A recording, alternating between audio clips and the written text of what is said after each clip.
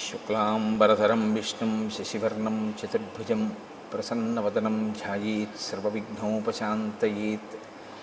గురుర్బ్రహ్మా గురుర్విష్ణుః గురుర్దేవో మహేశ్వరః గురుస్సాక్షాత్ పరబ్రహ్మ తస్మై శ్రీగురవై నమః. వ్యాసాయ విష్ణురూపాయ వ్యాసరూపాయ విష్ణవే నమో వై బ్రహ్మనిధయే వాసిష్ఠాయ నమో నమః. కూజంతం రామ రామేతి మధురం మధురాక్షరం ఆరుహ్య కవితాశాఖాం వందే వాల్మీకికోకిలం. శ్రుతిస్మృతిపురాణానాం ఆలయం కరుణాలయం నమామి భగవత్పాదశంకరం లోకశంకరం. వాగర్ధావివ సంపృక్తౌ వాగర్ధప్రతిపత్తయే జగతః పితరౌ వందే పార్వతీపరమేశ్వరౌ. సూక్తిం సమగ్రేతున స్వయమేవ లక్ష్మీః శ్రీరంగరాజమహిషీ మధురైకటాక్షైః. వైదగ్ధ్యవర్ణగుణగుంభనగౌరవైర్యాం కండూలకర్ణకుహరాः కవయోధయంతి. హైమోర్ధ్వపుండ్రమజహన్మకుటం సునాసం మందస్మితం మకరకుండలచారుగండం బింబాధరం బహుళదీర్ఘకృపాకటాక్షం శ్రీవేంకటేశముఖమాత్మనిసన్నిధత్తాం. మనోజవం మరుతతుల్యవేగం జితేంద్రియం బుద్ధిమతాం వరిష్టం వాతాత్మజం వనరయూధముఖ్యం శ్రీరామదూతం శిరసా నమామి. ఆపదామపహర్తారం దాతారం సర్వసంపదాం లోకాభిరామం శ్రీరామం భూయో భూయో నమామ్యహం. సింధూరారుణవిగ్రహాం త్రినయనాం మాణిక్యమౌళిస్ఫురత్తారానాయకశేఖరాం స్మితముఖీం ఆపీనవక్షోరుహాం పాణిభ్యాం అళిపూర్ణరత్నచషకం రక్తోత్పలం బిభ్రతీం సౌమ్యాం రత్నఘటస్థరక్తచరణాం ధ్యాయేత్ పరేదంబికాం. హరి ఓం. పరమేశ్వర స్వరూపమైన సభకి నమస్కారం.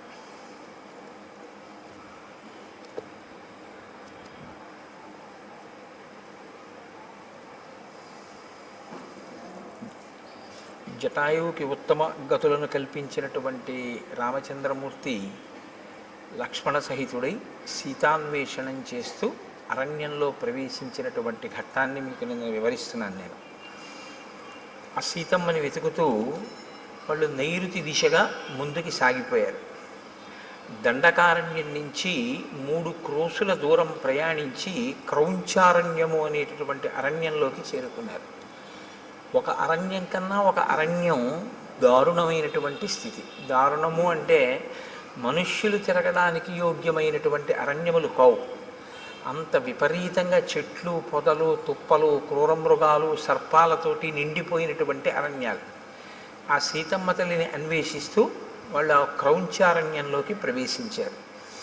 ఆ క్రౌంచారణ్యం నుంచి మళ్ళీ 3 క్రోసుల దూరం ప్రయాణం చేసి మతంగ మహర్షి ఆశ్రమానికి క్రౌంచారణ్యం యొక్క చివరి భాగానికి మధ్యలో ఉన్నటువంటి వేరొక వనంలోకి ప్రవేశించారు. ఆ వనం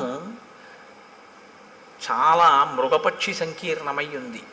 చీకటిగా ఉన్నటువంటి అరణ్యం. అక్కడ వాళ్ళకు ఒక పెద్ద గుహ ఒకటి కనపడింది.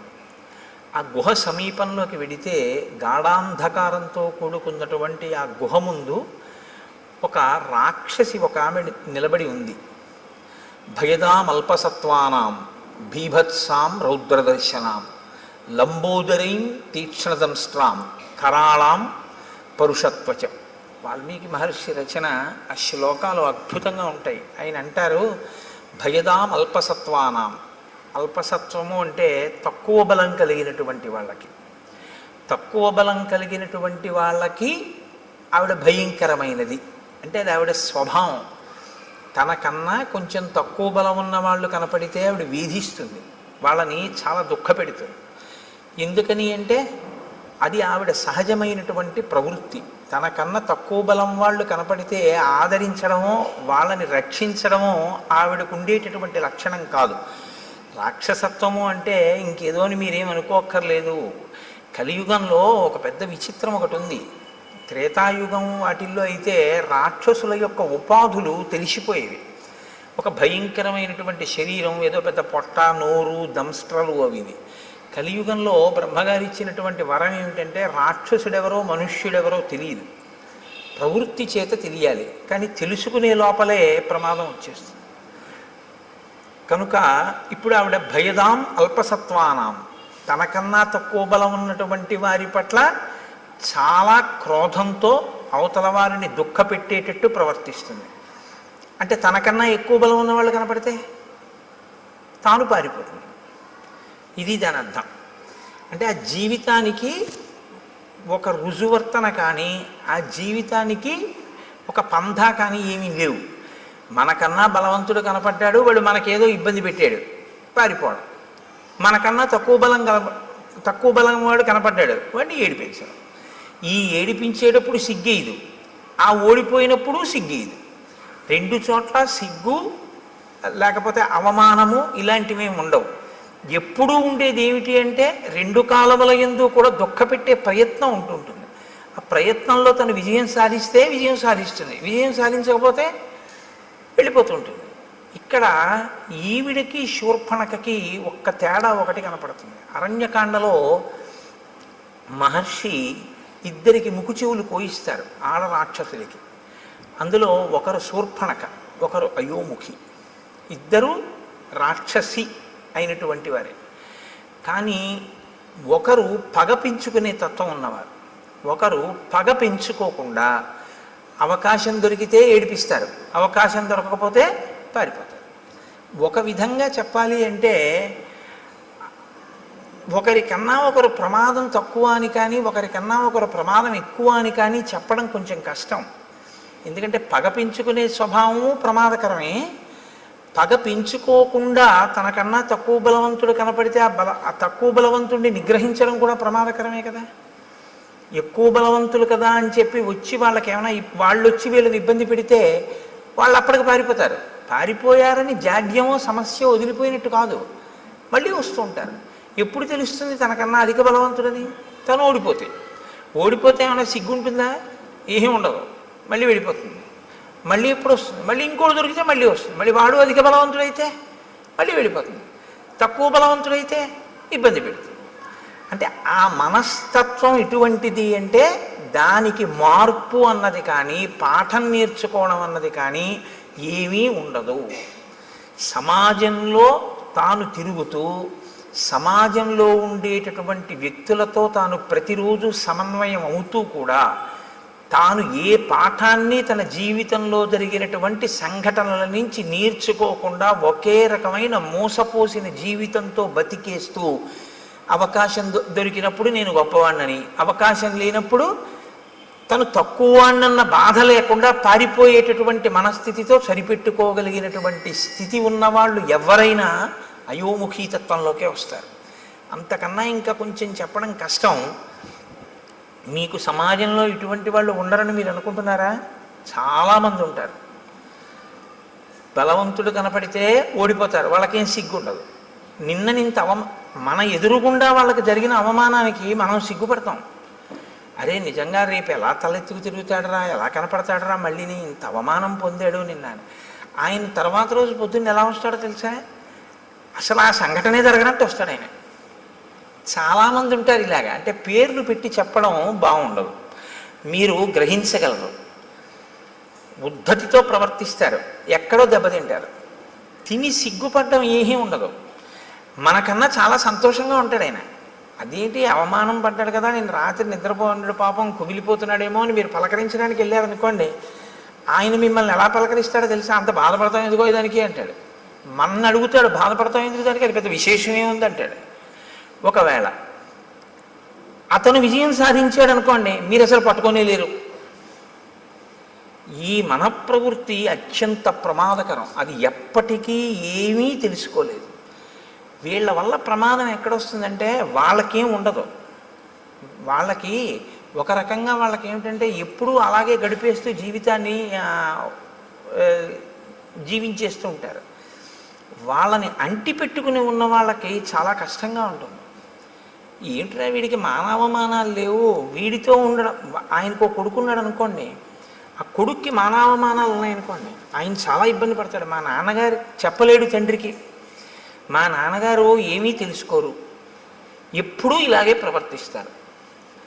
ఇది చాలా కష్టంగా ఉంది అని తను బరువు అవుతూ ఉంటాడు. తను బరువు అయ్యేటటువంటి పరిస్థితి మంచి ప్రవర్తన కాదు. అది దిద్దుకోవాలి, ఎవరైనా సరే దిద్దుకోవలసి ఉంటుంది దాన్ని.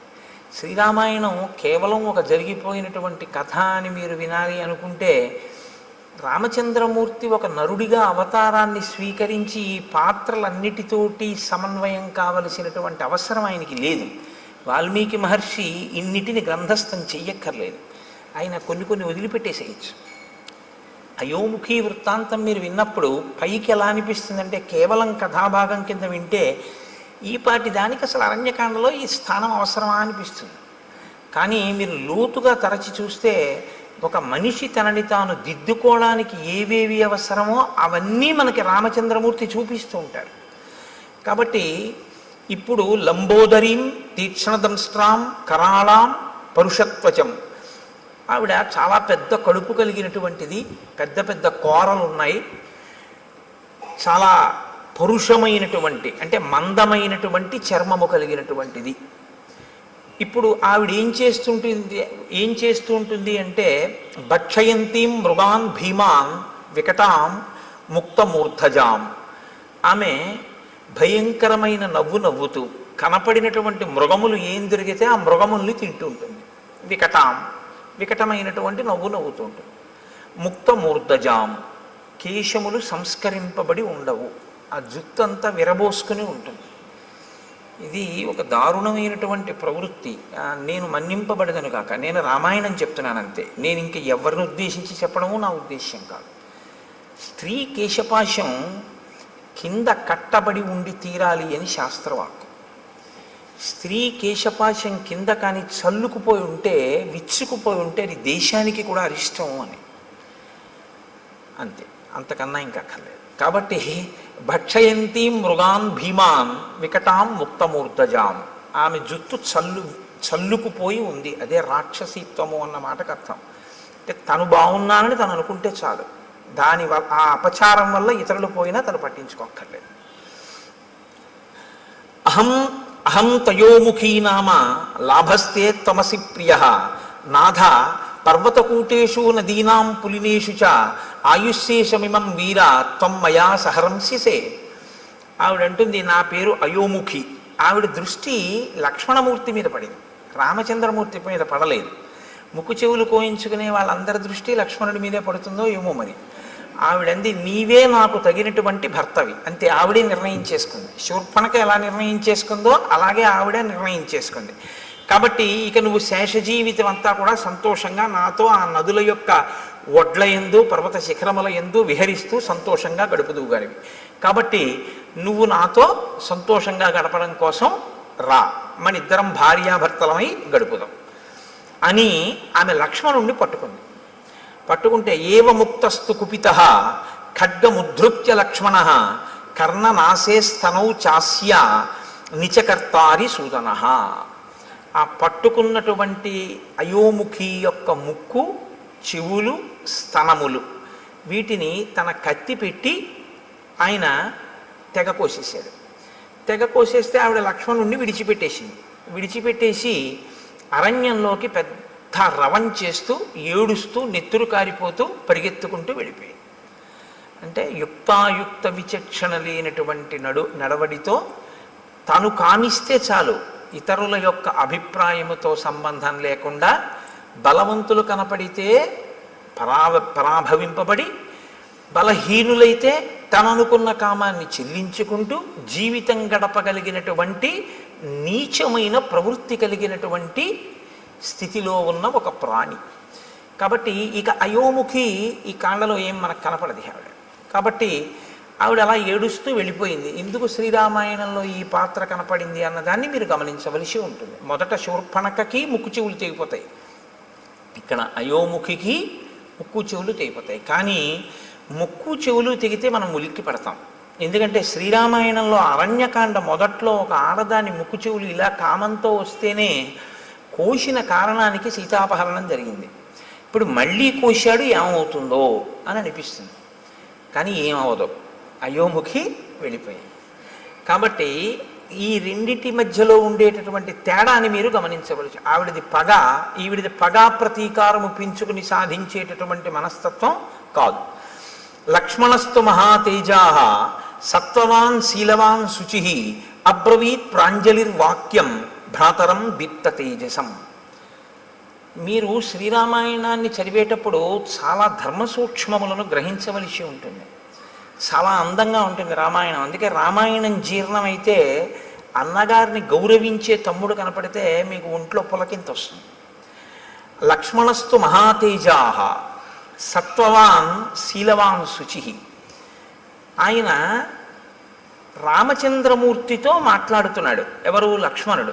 అయోముఖి పారిపోయింది, ఇద్దరూ నడుస్తున్నారు. ఇప్పుడు అకస్మాత్తుగా ఆయనకి ఏదో రాముడితో మాట్లాడాలి అని అనిపించింది.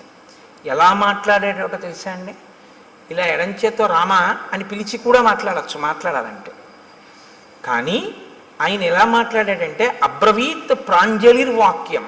ఆయన మాట్లాడేటప్పుడు అంజలి ఘటించి రాముడితోటి అన్నయ్య అని ఇలా నమస్కారం చేసి మాట్లాడతాడు. ఎందుకంటే చాలా చోట్ల చెప్పుకున్నాడు లక్ష్మణుడు, నేను రాముణ్ణి అన్నగా చూడను, రాముణ్ణి నా గురువుగా చూస్తాను. అందుకని ఎప్పుడూ అంత గౌరవంతోనూ ఉంటాడు.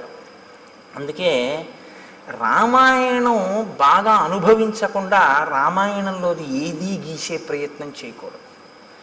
అలా ప్రయత్నం చేస్తే ఏమవుతుందో తెలుసా అండి? చూసిన వాళ్ళకి అలా ఉంటాయిలా ఉంది అందులో ఉన్న వ్యక్తిత్వాలు అని అనిపిస్తుంది.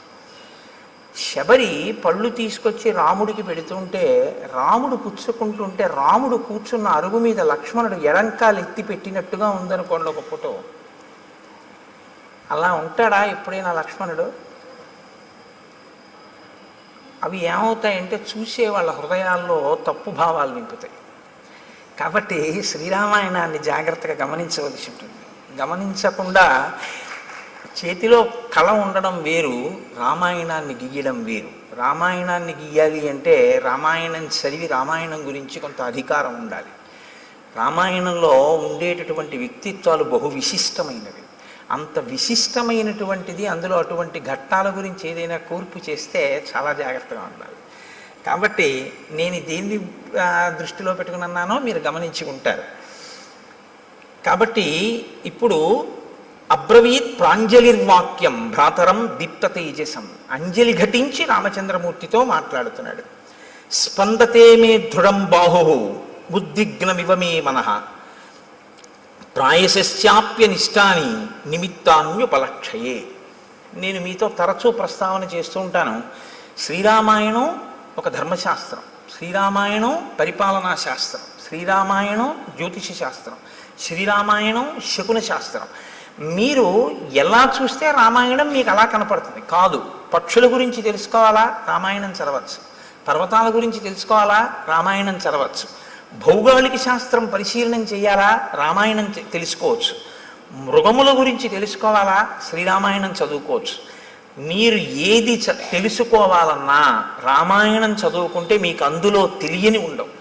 ప్రతి శ్లోకము అమృత భాండమే. ప్రతి శ్లోకంలో మహర్షి సందేశాన్ని నింపి ఉంచుతారు. అందుకే ఆయన ఈయనతో మాట్లాడాడు అని ఆయన చెప్పరు. అలా చెప్పడం చాలా తేలిక. అలా చెప్పరు. మాట్లాడేటప్పుడు ఎలా నిలబడి మాట్లాడాడు చెప్తారు.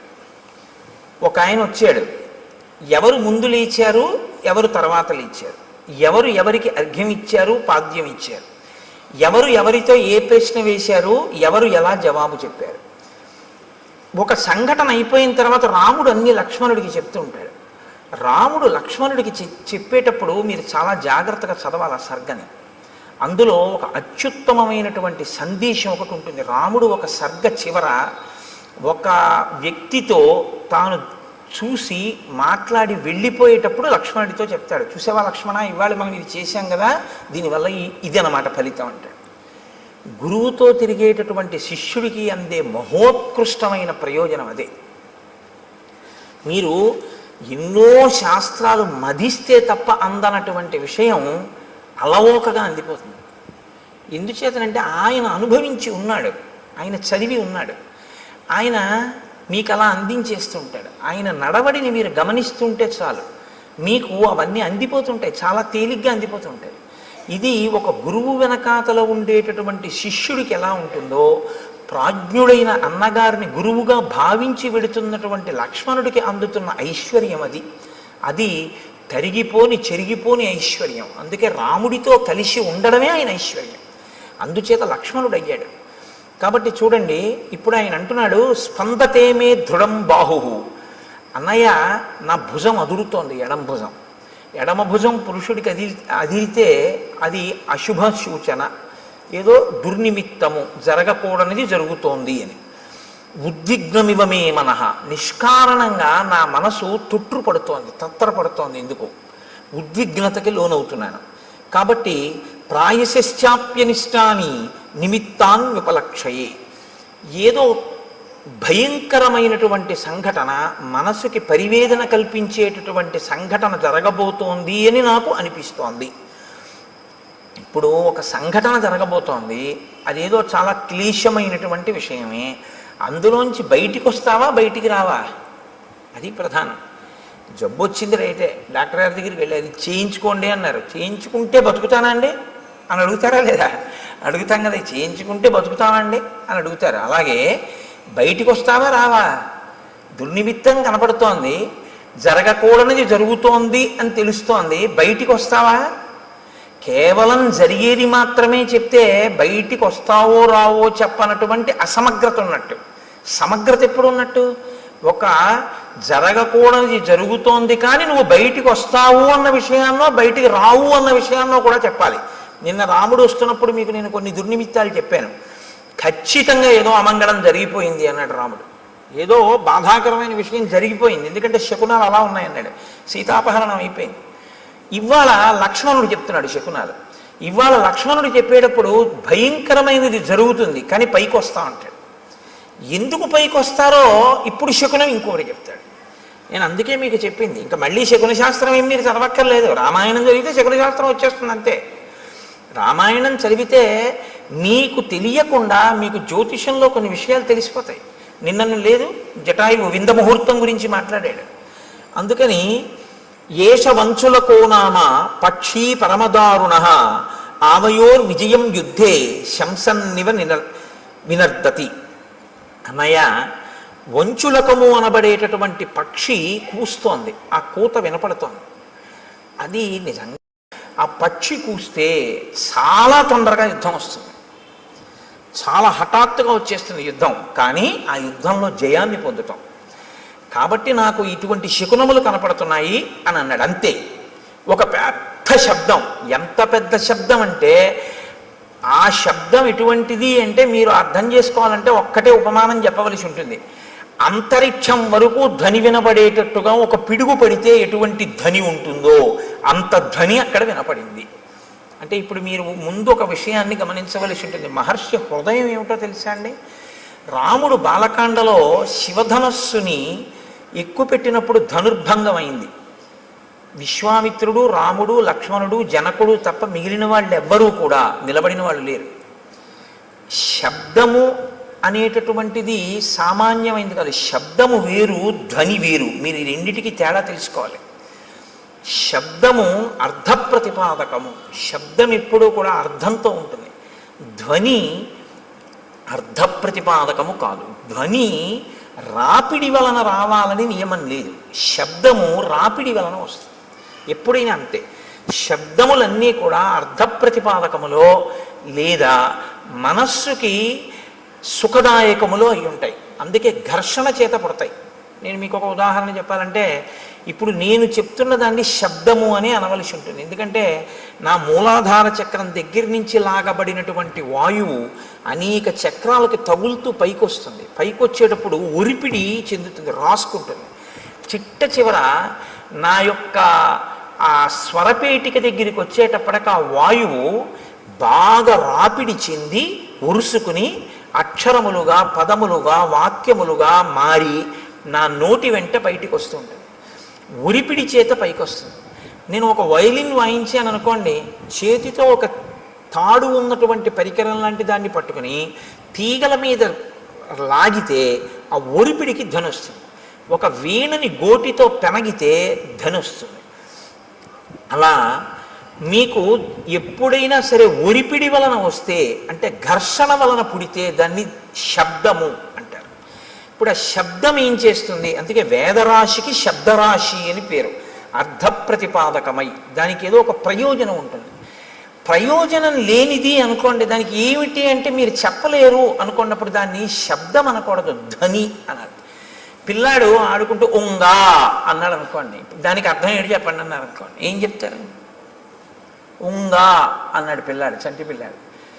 ఏమైనా నువ్వు రామాయణం చెప్పావు కదా, దీనికి అర్థం చెప్పన్నారు అనుకోండి, ఎవరు చెప్తారు దానికి? అప్పుడు దాన్ని ఏమనాలంటే ధ్వని అన్నారు. అంటే దానికి ఒక అర్థం ఏమి ఉండదు.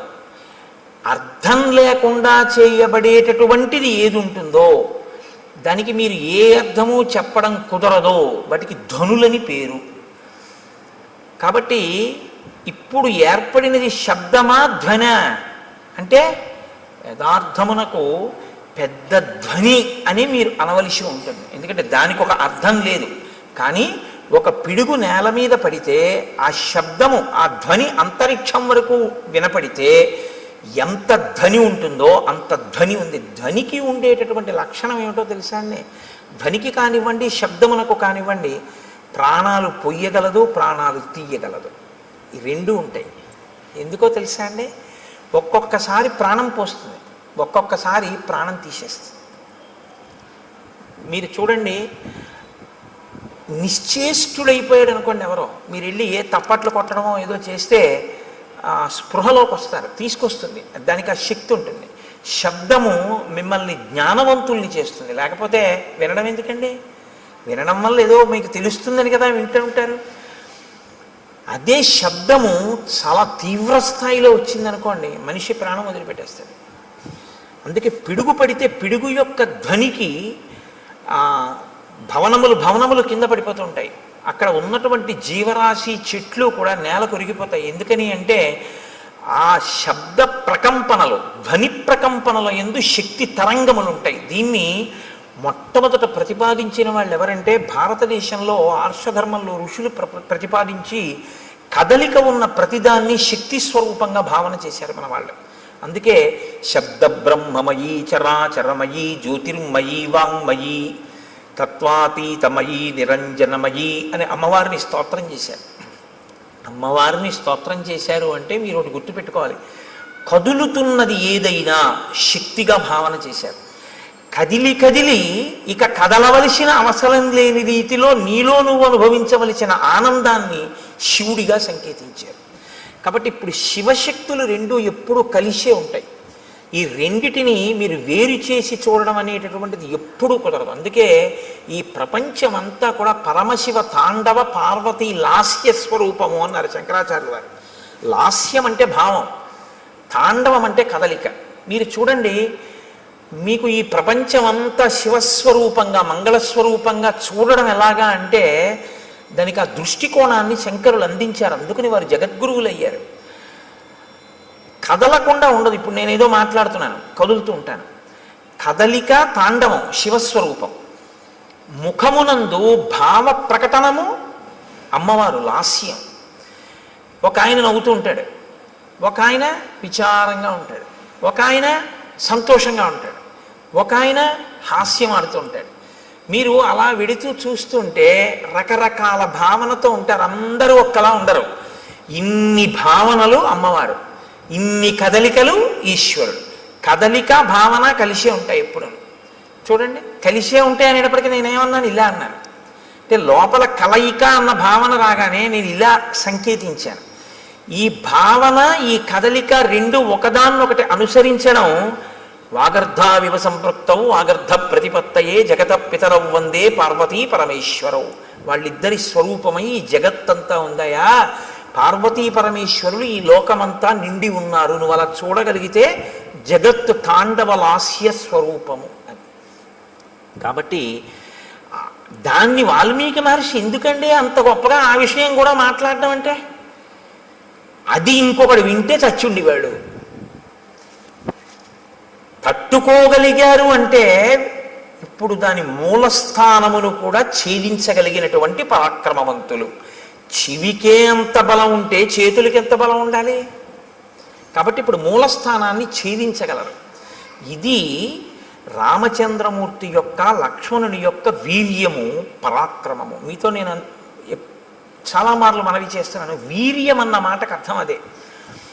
ఎదుట వస్తున్నటువంటి ఎదిరింపునకు లేదా తనతో తలపడుతున్నటువంటి స్థితిలో ఉన్న ఎదురుగుండా కనపడుతున్నటువంటి ప్రతిద్వంద్వి యందు లోపల తాను చెక్కు చెదరక ఎదుటివాడిని చెక్కు చెదిరిపోయేటట్టు చెయ్యగలిగినటువంటి ప్రజ్ఞకి వీర్యమని పేరు. ఇది లోపల నిబిడీకృతమై ఉంటే పరాక్రమం అని పేరు. కాబట్టి ఇప్పుడు ఈ వీర్య పరాక్రమములు ఉన్నవారు కాబట్టి అందుకని అడిగారు వాల్మీకి మహర్షి, కోన్వస్మిన్ సంప్రదంలోకే గుణవాన్ కశ్చ వీర్యవాన్ ధర్మజ్ఞశ్చ కృతజ్ఞశ్చ సత్యవాక్యో దృఢవ్రత చారిత్ర్యేణ చ కోయుక్త సర్వభూతేషు కోహిత విద్వాన్ కః కస్సమర్థశ్చ కశ్చైక ప్రియదర్శన ఆత్మవాన్ కో జితక్రోధో ద్యుతిమాన్ కో ననసూయక. ఇన్ని ప్రశ్నలు వేయడానికి కారణం అదే. కాబట్టి ఇప్పుడు వారు ఆ ధ్వనిని విని వాళ్ళు ఏమనుకున్నారంటే ఇంత పెద్ద ధ్వని ఎక్కడి నుంచి వచ్చింది అని ఆశ్చర్యపోయారు. వారు ఆశ్చర్యపోయే లోపలే వారికి ఎదురుగుండా ఒక స్వరూపం ఒకటి కనపడింది, ఒక పెద్ద ఆకారం ఒకటి కనపడింది. ఆకారము అన్న మాట నేను ఎందుకు అనవలసి ఉంటుందంటే, చూడగానే గుర్తుపట్టగలిగితే ఇది బలానా అని గుర్తుపట్టగలిగారు అనుకోండి, మీ ప్రజ్ఞకు అందుతోంది అని గుర్తు. ఇలా చూస్తే మనిషి అన్నాను అనుకోండి, నా ప్రజ్ఞకు అందింది. జింక నా ప్రజ్ఞకు అందింది, లేడి నా ప్రజ్ఞకు అందింది, సర్పము నా ప్రజ్ఞకు అందింది. అసలు అటువంటి రూపు లోకంలో ఎక్కడా వర్ణింపబడలేదు, తాను చూడలేదు. మీరు చూడకపోవచ్చు కానీ విన్నాను అనుకోండి తెలుస్తుంది. ఒక హంస నీ చూడలేదు కానీ హంస కనపడింది, ఇది హంస అనుకుంటానండి అంటాను.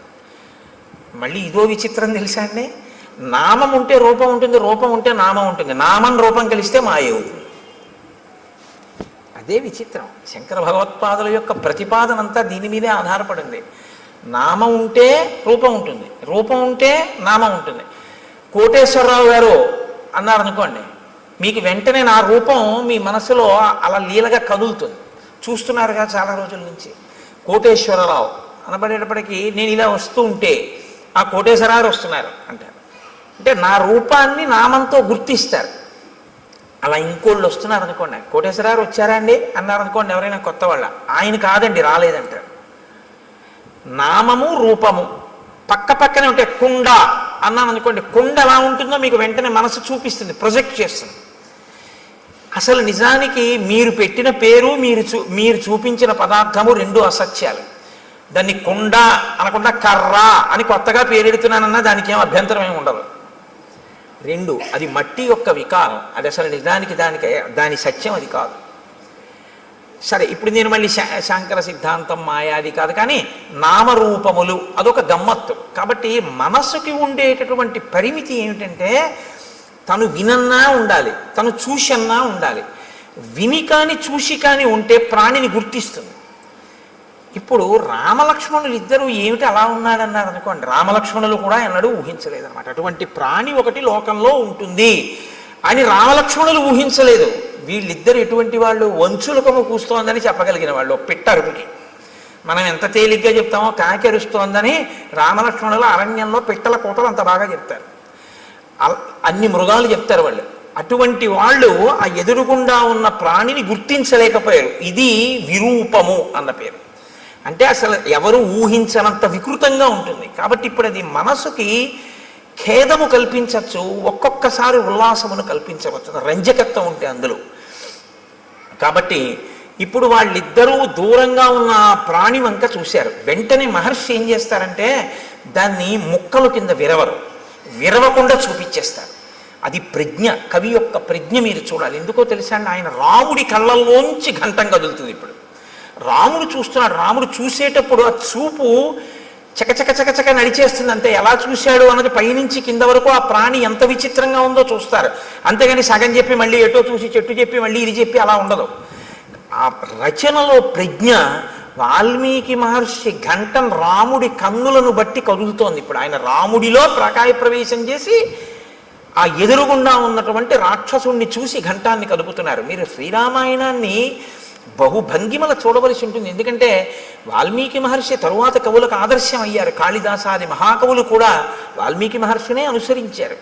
కాబట్టి వివృద్ధం అశిరోగ్రీవం కబంధముదరే ముఖం అగ్నిజ్వాలానికాశేన లలాటస్థేన దీప్యత మహాపక్ష్మేణ పింగేన విపులేనాయతేన చ ఏకేనోరసి ఘోరేణ నయనే నాశుదర్శిన మహాదంస్ట్రోపపన్నం తల్లేలిహాసం మహాముఖం భక్షయంతం మహాఘోరాన్ రుక్షసింహ మృగద్విపాన్ ఘోరౌ భుజౌ నికుర్వాణం ఉభౌ యోజనమాయతౌ.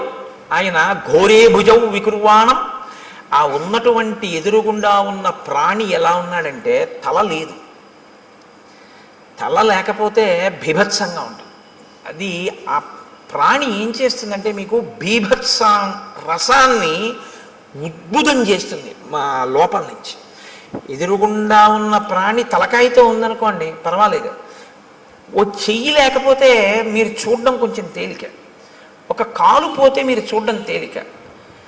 తల లేకపోతే మీరు వెంటనే అంటారంటే అయ్య బాబోయ్ అంటారు, చూడలేరు. ఇప్పుడు ఆ ఎదురుగుండా కనపడుతున్న ప్రాణికి తలకాయ లేదు, ఆ ప్రాణికి కాళ్ళు లేవు. తలకాయి లేదు, కాళ్ళు లేవు. పోనీ తలకాయి కాళ్ళు లేకుండా అలా ఉందా ప్రాణి? అలా లేదు. అదొక విచిత్రమైనటువంటి స్థితిలో ఉంది. అశిరోగ్రీవం, దానికి కంఠము లేదు, తలకాయి లేదు. కానీ కబంధముదరే ముఖం, ఇక్కడ పొట్ట దగ్గర ఉంది ముఖంలాగా. ఈ ఛాతీ మీద లలాట భాగం ఉంది, ఇక్కడ ఉంగురుంది. ఈ కింద ఒక పెద్ద కన్ను ఉంది, ఆ కన్ను మీద ఒక పెద్ద రెప్ప ఉంది. ఆ రెప్పకి పచ్చటి వెంట్రుకలు పొడుగ్గా ఉన్నాయి. ఆ కన్ను ఎత్తి చూస్తే అగ్ని జ్వాల ఎలా ఉంటుందో అలా ఉంది ఆ కన్ను, ఎర్రగా. అటువంటి కన్ను ఇక్కడ పెట్టుకుని ఉంది ఆ ప్రాణి. ఇక్కడ గుండెల మీదకు ఉంది. పొట్టలోకి, పొట్ట మీద నోరుంది దానికి.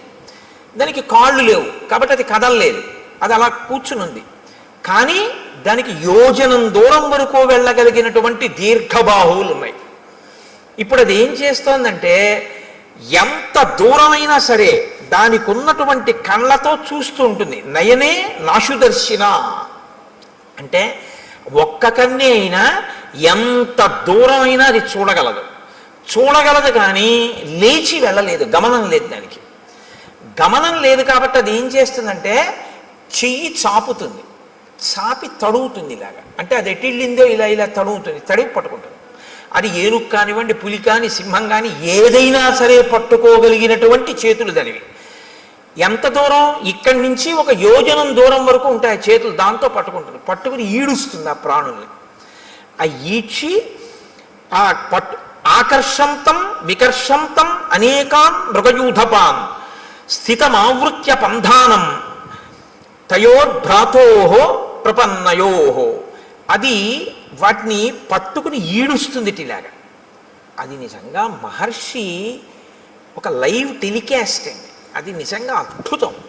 ఎందుకంటే పట్టుకుని ఇలా ఎత్తడం కొన్ని ప్రాణుల లక్షణం, ఏడవడం కొన్ని ప్రాణుల లక్షణం. మీరు చూడండి, ఉత్తమమైనటువంటి సంస్కారం ఉన్న ప్రాణులు కొన్ని ఉంటాయి.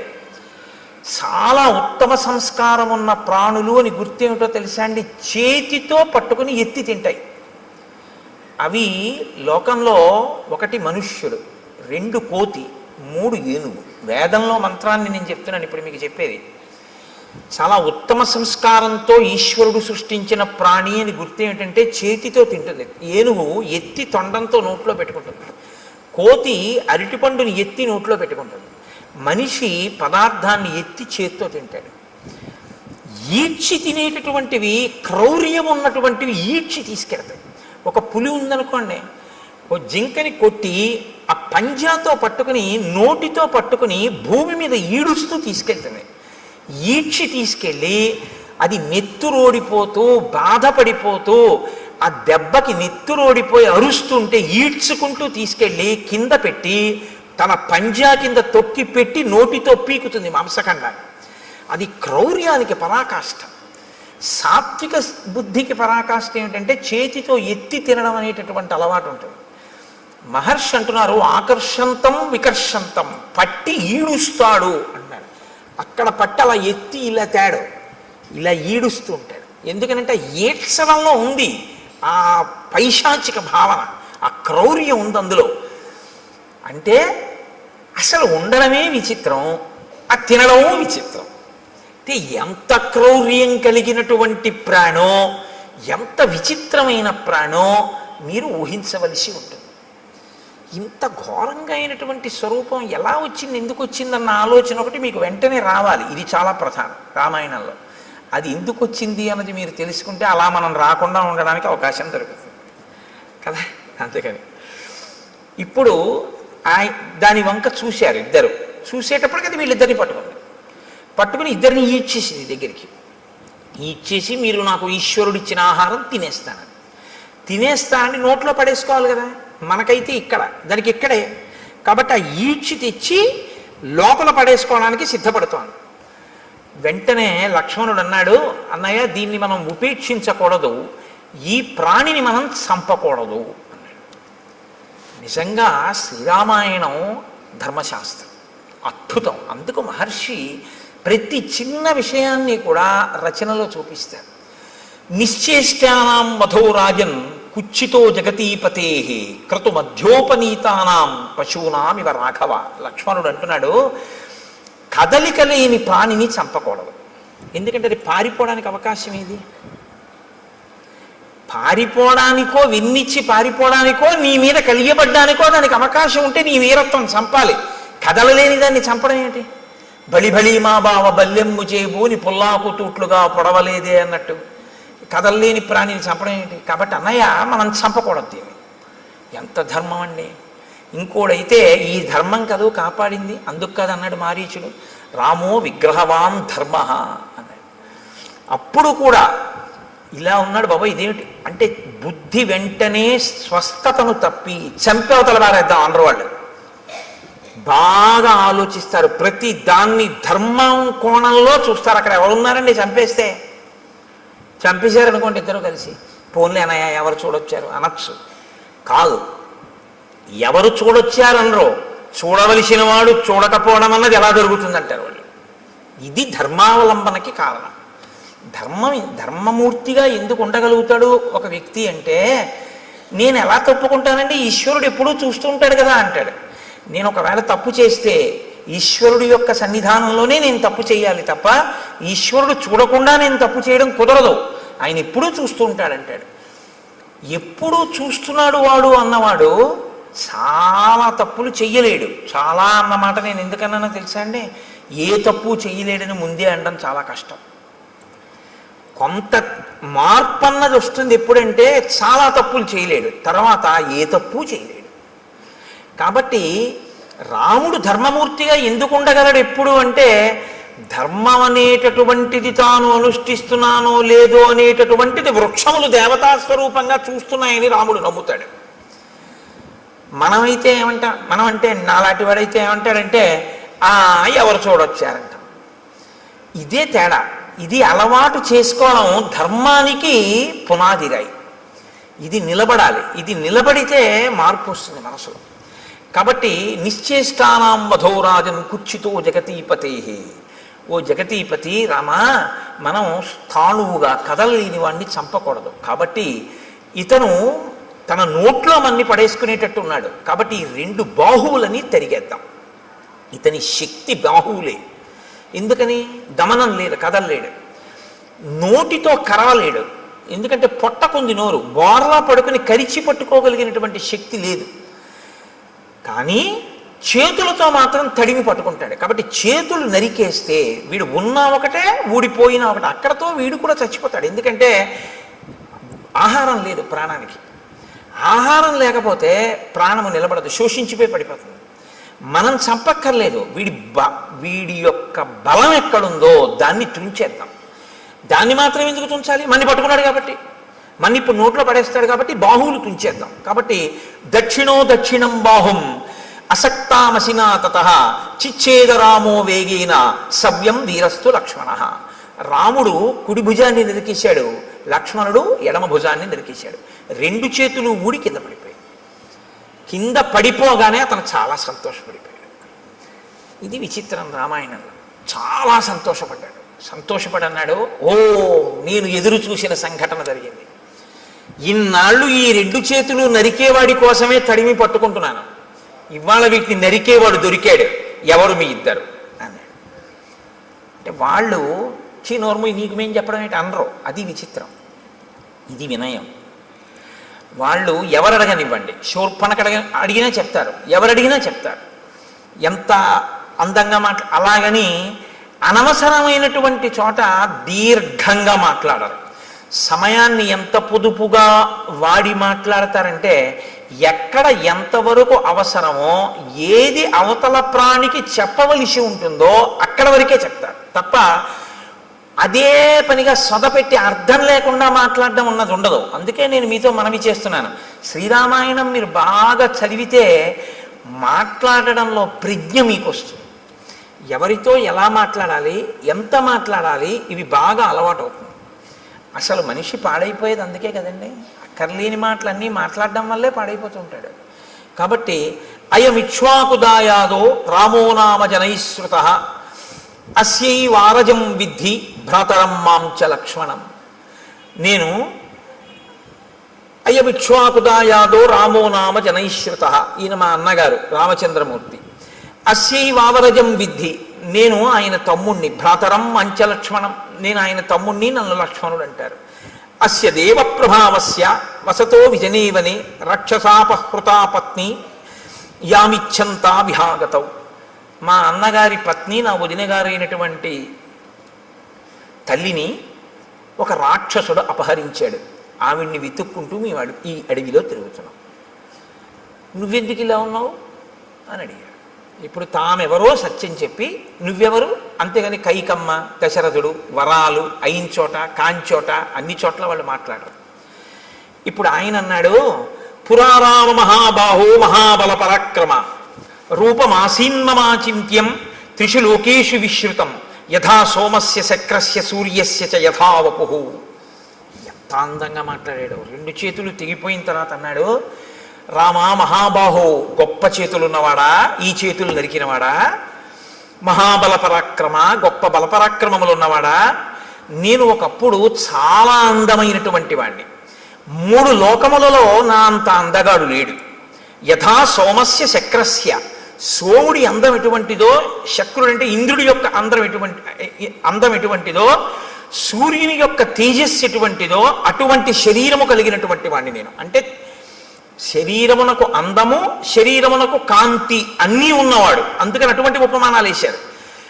ఆ తేజస్సు అవతల వారికి ఆహ్లాదాన్ని కల్పిస్తుంది. కాబట్టి సోముడు అంత అందమైన, అంత లావణ్యము, అంత కాంతి కలిగినటువంటి వాణ్ణి. ఇది నాకు ఈశ్వరుడు ఇచ్చినటువంటి బహుమానం. కాబట్టి నేనేం చేయాలి, ఈశ్వరుడు నీకేది ఇచ్చాడో దాంతో నువ్వు 10 మందిని సంతోషపెట్టాలి. అప్పుడు నువ్వు నీ యొక్క విభూతిని ఈశ్వర పరం చేసినట్లు అవుతుంది. అందుకే మీరు కొంచెం జాగ్రత్తగా గమనించండి, అక్షరాభ్యాసము అని ఒక సంస్కారం చేస్తారు మన వాళ్ళు, అది చేయకుండా పంపించరు. బడికి పంపించడం కానీ, పలక ముట్టుకోవడం కానీ, పుస్తకం ముట్టుకోవడం కానీ, అక్షరం రాయడం కానీ ఒప్పుకోరు. ముందు ఎవరు తమ జీవితంలో తమకి ఉన్న విభూతిని సమాజపరం చేసి ఈశ్వరుడిచ్చిన విభూతిని ఈశ్వరుడికి నైవేద్యం పెట్టి జీవితంలో ప్రసాద బుద్ధితో బతికి 10 మంది చేత సహభాష అనిపించుకుని కీర్తి గణించాడో, ఎవడు భగవద్భక్తి తత్పరుడో అటువంటి ఆ పెద్దల తొడ మీద కూర్చోపెట్టి ఆయన చేత్తో పిల్లవాడి చెయ్యి పట్టుకుని పలకలో ముందు దిద్దిస్తాడు. ఓం నమ శివాయ సిద్ధం నమః అని. ఎందుకు రాయిస్తారో తెలుసా అండి? అలా రాయించడం వెనక ఒక రహస్యం ఒకటి దాగి ఉంది సనాతన ధర్మంలో. నువ్వు రేపొద్దున్న ఒక పెద్ద గణిత శాస్త్రజ్ఞుడు అవ్వచ్చు, నిన్ను మించిన గణిత శాస్త్రజ్ఞుడు లేకపోవచ్చు, కానీ నీకొకటి తెలిసి ఉండాలి, నాకు ఇన్ని లెక్కలో వచ్చండం కాదు, ఇన్ని లెక్కలు తెలుసున్న నాకు కూడా అంతటా ఆవరించినటువంటి ఆత్మతత్వాన్ని లెక్క కట్టడం చేత కాదు అని చెప్పగలగాలి. ఏది లెక్క కట్టలేవో నీకొచ్చిన లెక్కల వలన నువ్వు తెలుసుకోవాలి. అప్పుడు ఏమవుతుందంటే నీ విభూతి వినయానికి పరాకాష్ఠం. మీరు జాగ్రత్తగా పట్టుకున్నారో లేదో నేను చెప్పింది. అందుకే అమ్మవారికి శ్రీమాత అని పేరు. అందరికీ అన్నీ ఇవ్వగలదు, కానీ ఆవిడ శక్తిని కొలవడం ఎవరికీ సాధ్యం కాదు. ఏది మీరు కొలుద్దామంటే మీ కొలతలకి అందదో, మీ లెక్కలకి అందేది కాదో, అందక వేదమంతటిది కూడా ఇంకింతకన్నా నాకు చెప్పడం చేత కాదని అలా చెప్పి ఊరుకుందో అది లెక్కలకు అందని పెద్ద లెక్క అని తెలుసుకోవడం లెక్కలు బాగా వచ్చానన్న వాడికి ఉండవలసిన మొదటి లక్షణం.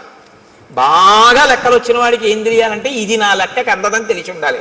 ఆ అందనిదేదో అది పరబ్రహ్మం. సహస్రశీర్షా పురుష సహస్రాక్ష సహస్రపాత్ స భూమిం విశ్వతో ఋత్వా అత్యతిష్టదశాంగుళం.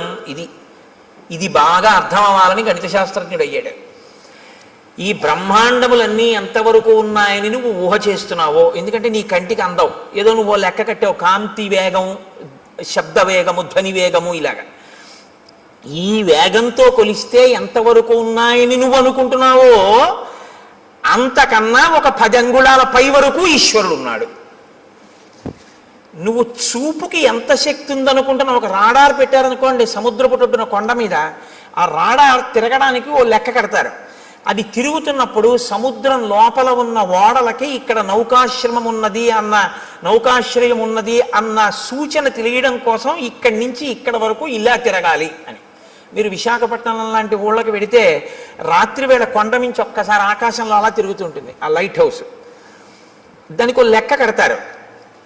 అమ్మవారి కన్ను ఇక్కడి నుంచి ఇక్కడికి ఇలా తిప్పితే ఎంత దూరం పెడుతుంది మీరు లెక్క పెట్టండి. ఇది గణిత శాస్త్రజ్ఞుడు అంటే. శంకరాచార్యుల వారు పెద్ద గణిత శాస్త్రజ్ఞుడు. ఎందుకో తెలుసా అండి? ఎంత పెడుతుందో ఆయన చెప్పలేదు. దృశా ద్రాఘీయస్యాదరదళిత నీలోత్పల రుచా అన్నారు. అమ్మా, ఈ బ్రహ్మాండములు ఎంతవరకు ఇటుపక్కకున్నాయో అంతకన్నా దాటి పెడుతుందన్నారు. అంతే తప్ప ఈ బ్రహ్మాండముల వరకు చూస్తాం లేదు ఆయన. అలా అయితే లెక్క అందింది అమ్మవారి చూపుది. నీ లెక్కకి అందకపోతేనే నీ వినయం, నీవు నేర్చుకున్న జ్ఞానానికి సార్థకత. నీకు అందని చోటు ఉందని చెప్పడం. కాబట్టి ఈ కంపారిటివ్ డిగ్రీ, ఈ బ్రహ్మాండములు ఎంత ఉన్నాయో అంతకన్నా ఎక్కువ అయి ఉన్నది నీ చూపు. అంత ఎక్కువ వరకు దాన్ని దాటి పడుతుంది ఆ చూపు, లైట్ హౌస్ పడినట్టు.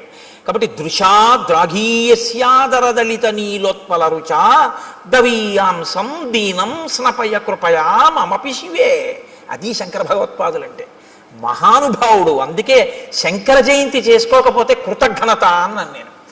కాబట్టి నువ్వు లెక్కలు నేర్చుకున్నవాడివి అని ఎప్పుడు గుర్తంటే నీ లెక్కకు అందని తోటి ఉంది అని నువ్వు తెలుసుకుంటే. నాకు తెలియకపోవడం ఏంటంటే లెక్కలు ఏదైనా అన్నావంటే నీ అంత చేతకాని వాడు లేడని గుర్తు. ఇందుకు ఓం నమ శివాయ సిద్ధం నమ. నీకు ఈశ్వరుడు ఎందులో ఎంత పెద్దవాడిని చేసినా నీకు అందందుందని దానిలోంచే తెలుసుకో. నువ్వు ఒక పెద్ద జియాలజిస్ట్ అంటే ఈ భూమికి సంబంధించిన విషయాలన్నీ తెలుసుకున్నవాడివైతే ఎవడు తన గుప్పిళ్లతో ఇసుక పోసి ఇంతంత పర్వతాల్ని, ఇన్ని ఎడారుల్ని, ఇంత సస్యశ్యామలమైన నదీ తీరాల్ని, ఈ పచ్చగడ్డితో కూడుకున్నటువంటి పంట పొలాల్ని, ఆ తరువాత పెద్ద పెద్ద ఆ బీడు భూముల్ని, ఒక పక్క కొండల్ని, ఒక పక్క నదుల్ని, ఒక పక్క సముద్రాల్ని ఎవడు తీసుకొచ్చి సృష్టించాడు? ఎవడి ఆజ్ఞకి సముద్రం చెలియలి కట్ట దగ్గర ఆగిపోతోంది అని నాకు ప్రపంచపటం అంతా తెలుసండి. మీరు ఇలా పిన్ పెట్టండి, నేను ఆ దేశం ఏమిటో నగరం ఏమిటో చెప్తానందని నీకు తెలిసి ఉండడం కాదు. ఇవన్నీ సృష్టించిన వాడు ఎవరో మాత్రం నేను తెలుసుకోలేకపోయాను, వాడికి ఒక నమస్కారం అని నువ్వు అనగలిగితే నువ్వు బాగా భౌగోళిక శాస్త్రం నేర్చుకున్నవాడు. ఒకడు గొప్ప సంగీత విద్వాంసుడు ఎప్పుడంటే సంభావనిస్తే గంటన్నర కచేరీ చేసినవాడు కాడు. ఎవడు నాదోపాసన చేశాడో, ఎవరు ఆ లోపల నుంచి వచ్చినటువంటి నాదాన్ని వింటున్నాడో, ఎక్కడ నుంచి అది కదులుతోందో ముందు అన్నప్పుడు ఆ ధ్వని, ఆ శబ్దం, ఆ నాదం వస్తున్న దాని యొక్క మూలాల్ని ఉపాసన చేసి మౌనంలో పట్టుకొని నాదోపాసన చేసి సంగీత విద్య ద్వారా సరిగమ పద నిసానిదప మగరిస అంటారు. ఆరోహణ అవరోహణ.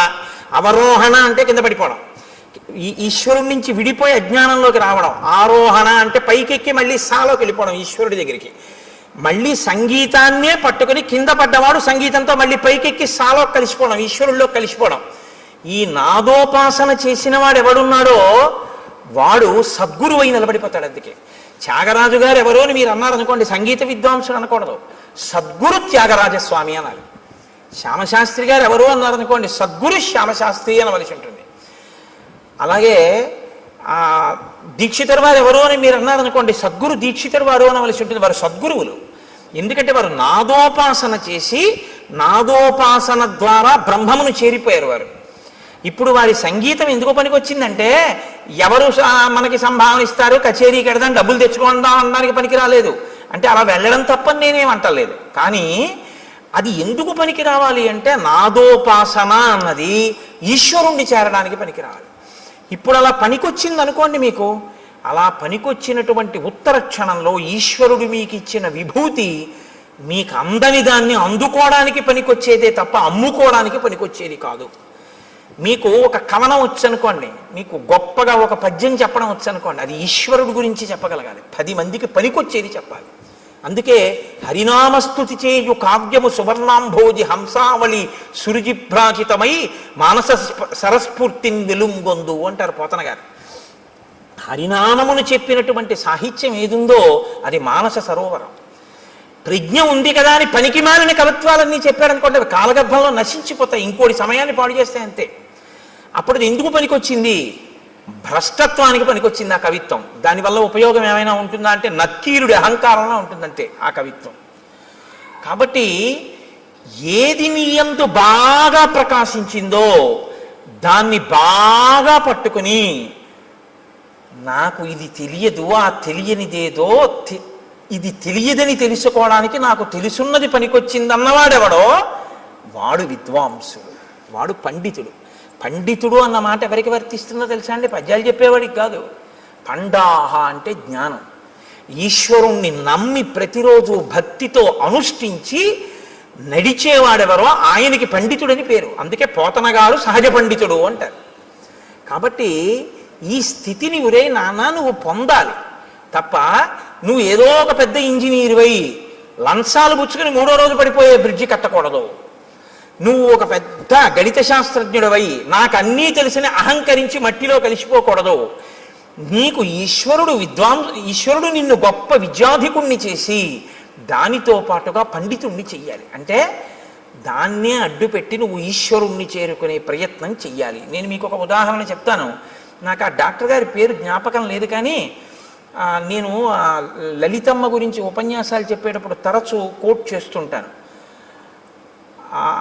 పిల్లవాడు తల్లి గర్భంలో తల కిందకి కాళ్ళు పైకి పెట్టుకుని ఉంటాడు. ఆయన ఒక పెద్ద గైనకాలజిస్ట్. ఈ పుస్తకం రాసిన ఆయన మాతృదేవో భవ అని పుస్తకం రాశారు. నాకు కాకినాడలో డాక్టర్ జగదీశ్వరి గారిని, ఆవిడ ఒక పెద్ద గైనకాలజిస్ట్. ఆవిడ నాకు ఆ పుస్తకం ఇచ్చి చదవండి కోటేశ్వరరావు అన్నారు. అందులో ఆయన అన్నారు, తల కిందకి కాళ్ళు పైకి పెట్టి 9 నెలలు అయిపోతుంది, లోపల పెరిగిపోతాడు వీడు. అమ్మ నాభిగొట్టంలోంచి ఆహారం పెడుతూ ఉంటుంది. ఇప్పుడు అమ్మ తినకూడనిది తింది, లోపల వీడి యొక్క శరీరం ఎటువంటిదో తెలుసు. నజ్జు శరీరం అనుకోండి, వీడికి పడిశం పట్టేస్తుంది. పడిశం పట్టేస్తే ఏమవుతుంది? తల కిందకు ఉంది. ఇప్పుడు ముక్కులో పట్టినటువంటి పదార్థం వెనక్కి వెళ్ళిపోతూ ఉంటుంది. గుటక వేయడం చాలా కష్టం, ఉక్కిరి బిక్కిరి అయిపోతూ ఉంటాడు. అమ్మ ఇంకో సీతాఫలం తింటుంది. ఆవిడికి ఏం తెలుసు? బయటకు వస్తేగా వాడికి నజ్జు శరీరం అని తెలియడానికి. లోపల జ్వరం తగులుతుంది, కానీ వాడికి చల్లగా ఉంటే బాగుండనిపిస్తుంది, కటిక చీకటి. ఇంతలో వాడికి ఏమవుతుందంటే లోపల అతిసారం పుడుతుంది, వాడు మలం ఎక్కువ విసర్జించేస్తాడు. విసర్జించేస్తే అందులోంచి చిన్న చిన్న పురుగులు పుట్టి కరిచేస్తుంటాయి ఒంటిని. ఇలా పడుంటాడు, తన మలమూత్రములు తన నోటి దగ్గరికి వచ్చేస్తుంటాయి, చెవుల్లో కెడుతుంటాయి. అందుకే గర్భస్థ నరకం అంటారు. నవమాసంబులు తల్లి గర్భమున నానారోతలంచిక్కి నాకు అవకాశం విషుమంతలేకపడి హాకష్టముల్ భీతితో నవమాసంబు ఘటిల్లే చాలునాకా గర్భవాసంబు నివసింపన్ పని తీర్చి కావుమికనన్ని సత్కృపన్ శంకర అంటారు. అప్పుడు ఈశ్వరుణ్ణి ప్రార్థిస్తాడు, నేను ఉండలేకపోతున్నాను ఈశ్వర, ఒక్కసారి ఈ శరీరంతో బయటికి వెళ్ళని, దీంతోటే నిన్ను సేవించుకుని నీలో కలిసిపోతానంటాడు. ఈశ్వరుడు ఏం చేస్తాడంటే ప్రసూతి వాయు రూపంలో తల్లి యోనిలోంచి పైకి తోసేస్తాడు. ఇప్పుడు వచ్చి బయటపడతాడు. బయట పడగానే కటిక చీకట్లోంచి ఒక్కసారి పెద్ద వెలుతురులోకి వస్తాడు. ఇప్పటి వరకు తానేమీ చూడలేదు. అంతంత ప్రాణులు ముక్కుకి గుడ్డగట్టుకుని డాక్టర్ గారు, అమ్మ, పెద్ద కడుపు, ఎవరెవరో మనుషులు, పెద్ద పెద్ద దీపాలు, గోడలు. వాడి ఇంటి కన్ను ఇలా విప్పి చూసేటప్పటికి ఆ వెలుతురు తట్టుకోలేక, వాతావరణాన్ని తట్టుకోలేక ఉత్తర క్షణంలో వాడి హృదయ స్పందనం ఆగిపోతుంది. వాడి ఊపిరితిత్తులు ఇలా ఇలా ఇలా ఇలా అంటున్నవి ఇలా అయిపోతాయి. జీర్ణ వ్యవస్థ ఇలా సంకోచించిపోయి వాడి శరీరంలో ఉన్న మలమంతా గడ్డకట్టి వాడి ప్రాణోత్క్రమణం అయ్యే స్థితి వస్తుంది. వస్తే ప్రపంచంలో ఇప్పటి వరకు ఎక్కడా తయారు కానటువంటి పదార్థం, నా కడుపున పుట్టిన బిడ్డ అని అమ్మవాడిని చూసుకుని మురిసిపోతుంది. అమ్మ మురిసిపోయి తన స్తన్యాన్ని తీసి వాడి నోట్లో పెట్టగానే ఎలా ఊరుతుందో ప్రపంచంలో ఎవ్వరికీ తెలియదు. కోలోస్ట్రం అనబడేటటువంటి ఒక పసుపచ్చటి జిగురు పదార్థం అమ్మ స్తన్యంలోంచి కొడుకు నోట్లోకి ఎడుతుంది. దాన్ని చప్పరిస్తాడు అంతే. ఊపిరితిత్తులు పనిచేసి, గుండె పనిచేసి, జీర్ణావయం పనిచేసి నల్లటి మలం విసర్జించగలిగిన శక్తి వస్తుంది. వచ్చి పిల్లాడు బతుకుతాడు. పిల్లాడు బ్రతకడానికి కావలసినటువంటి ఆ కోలోస్ట్రం అనబడేటటువంటి పసుపచ్చటి పదార్థం పిల్లవాడు కాని పిల్ల కాని పుట్టగానే వాణ్ణి చూసుకోగానే నా బిడ్డ అన్న ఆనందం కలగగానే మాతృత్వపు ఆనందపు అంచుల వలన అమ్మ శరీరంలో ఉత్పత్తి అయి స్తన్యంలోంచి స్రవింపబడేటటువంటి పదార్థాన్ని నేను సాక్షాత్ జగన్మాతగా చూస్తున్నాను. ఆ కోలోస్ట్రం వల్ల ఈ లోకంలో ఇన్ని ప్రాణులు పుట్టి బతుకుతున్నాయి. నేను నేర్చుకున్న గైనకాలజీతో నేను తెలుసుకున్నది ఏమిటంటే ఆ కోలోస్ట్రం అన్న పదార్థంలో అమ్మవారు ఉంది అని రాసుకున్నాడు ఆయన ఆ పుస్తకంలో. ఇది ఆ డాక్టర్ గారి ధన్యతకి కారణం. తను చదువుకున్న గైనకాలజీ ఎందుకు పనికొచ్చిందంటే ఈశ్వరుణ్ణి తెలుసుకోవడానికి. ఈ ప్రాణులను మేము కాదు ఆపరేట్ చేస్తున్నది. ఇన్నాళ్ళకి ఒక పిల్లవాడు పుట్టాడు అంటే ఆ పిల్లవాడిని లోపల ఉంచినవాడు, పైకి తెచ్చినవాడు, బతికించినవాడు ఆ తల్లి జగన్మాత, ఆ పరాశక్తి. ఆ పరాశక్తి అమ్మ రూపంలో వచ్చి బతికించింది అని తను తెలుసుకుని నమస్కరించిన వాడు ఉన్నాడే, వాడు విద్వాంసుడు, వాడు పండితుడు. అందుకు పనికొచ్చింది ఆయన చదువు. ఆవిడ ప్రసవ వేదనతో అక్కడ కొట్టుమిట్టి ఆడిపోతుంటే డబ్బట్టుకొస్తే తప్ప ఆపరేషన్ చేయనన్న డాక్టరు దౌర్భాగ్యుడు. వాడి చదువు ఎందుకు పనికొచ్చినట్టు? ఏం భయమా? రామాయణం చెప్పడానికి భయం ఏంటండి? నేను రామాయణం చెప్తున్నాను కదా. కాబట్టి నీ కొడుకు అలా కాకూడదు, నీ కూతురు అలా కాకూడదు అనుకుంటే ఒక్క డాక్టర్ అవ్వాలని కోరుకోకు. ఈ తత్వం తెలుసుకుని ఈశ్వరుడి యొక్క అనుగ్రహాన్ని చూసి ఇంకొక పిల్లాన్ని నేను అలా దర్శనం చేస్తున్నానని అర్ధరాత్రి కూడా సంతోషంగా వచ్చి 5 పైసలు అక్కర్లేదమ్మా, నీ మాతృత్వం చాలు నాకు పరాశక్తి దర్శనమని పురుడు పోయగలిగినటువంటి డాక్టర్ కావాలని కోరుకుని రాయించు పలకలో. అందుకని ఏది చదవాలన్నా ఓం నమ శివాయ సిద్ధం నమః, మంగళప్రదమైన చదువు కావాలి అని మనం కోరుకుంటాం. లేకపోతే ఏమవుతుందో తెలుసా అండి? దీని రెండో కోణం అహంకారం. ప్రతిదానికి అహంకారమే. ప్రతి చిన్న విషయానికి అహంకరించడానికి ఏదైనా కనపడుతుంది. అహంకారం పోగొట్టుకోవడానికి ఏమీ ఉండదు. నేనెంతటి వాడినండి అనడం చాలా కష్టం. నేను ఇంతటి వాడినండి అనడానికి ఏదో ఒకటి చెప్పచ్చు కదండి. ఏదో ఒకటి చెప్పచ్చు ఇంతటి వాడిని అనడానికి. ఈ హోమస్య శక్రస్య సూర్యస్య చ యథావపు, అటువంటి అందమైన శరీరం ఉన్నవాడిని, అంత అందమైన శరీరం ఈశ్వరుడిస్తే ఇలా ఎందుకయ్యావు? అలా అందంగా నువ్వు కనబడితే చాలు ఎదుటివాడి కంటికి కలిగినటువంటి బాధ తీరుతుంది. నిన్ను చూస్తే చాలా భయం, ఎంత అందంగా ఉన్నాడు అని. కానీ ఆయన ఏం చేసేవాడంటే చాలా చిత్ర విచిత్రమైన భయంకరమైనటువంటి వేషములలోకి మారేవాడు. కామరూపి కాబట్టి ఎవరూ ఊహించనంత ఘోరాతి ఘోరమైన రూపాన్ని తాను తీసుకుని ఈశ్వరుడిచ్చిన అందమైన రూపాన్ని వదిలిపెట్టి ఘోర రూపాలతో అరణ్యంలో ప్రాణులకు అకస్మాత్తుగా కనపడి వాళ్ళు భయపడిపోయి విహ్వలులై పడిపోతే, మరణిస్తే, బాధపడితే తను సంతోషించేవాడు. ఇది రాక్షస ప్రవృత్తి. పైకి అందం ఉండడం గొప్ప కాదు, లోపల అందం ఉండడం గొప్ప. పైకి అందం లేకపోవడం తప్పు కాదు, లోపల అందం ఉండడం గొప్ప. నా మాట బాగా పట్టుకున్నారో లేదో మీరు? యథాలాపంగా తీసుకున్నారో? పైకి అందం ఉండడం కాదు గొప్ప, లోపల అందం ఉండడం గొప్ప. పైకి అందం ఉండకపోవడం గొప్ప తప్పు కాదు, లోపల అందం ఉండడమే గొప్ప. చంద్రశేఖర పరమాచార్య స్వామి వారు ఇలా వెళ్ళిపోతున్నారు అనుకోండి, ఏమిటి ఆయన లోటో షూ వేసుకుంటారా, లేకపోతే విమల్ సూట్ వేసుకుంటారా, లేకపోతే ఆయన పెద్ద టై కట్టుకుంటారా, లేకపోతే ఫెయిర్ అండ్ లవ్లీ రాసుకుంటారా? ఆయన ఏముండవు.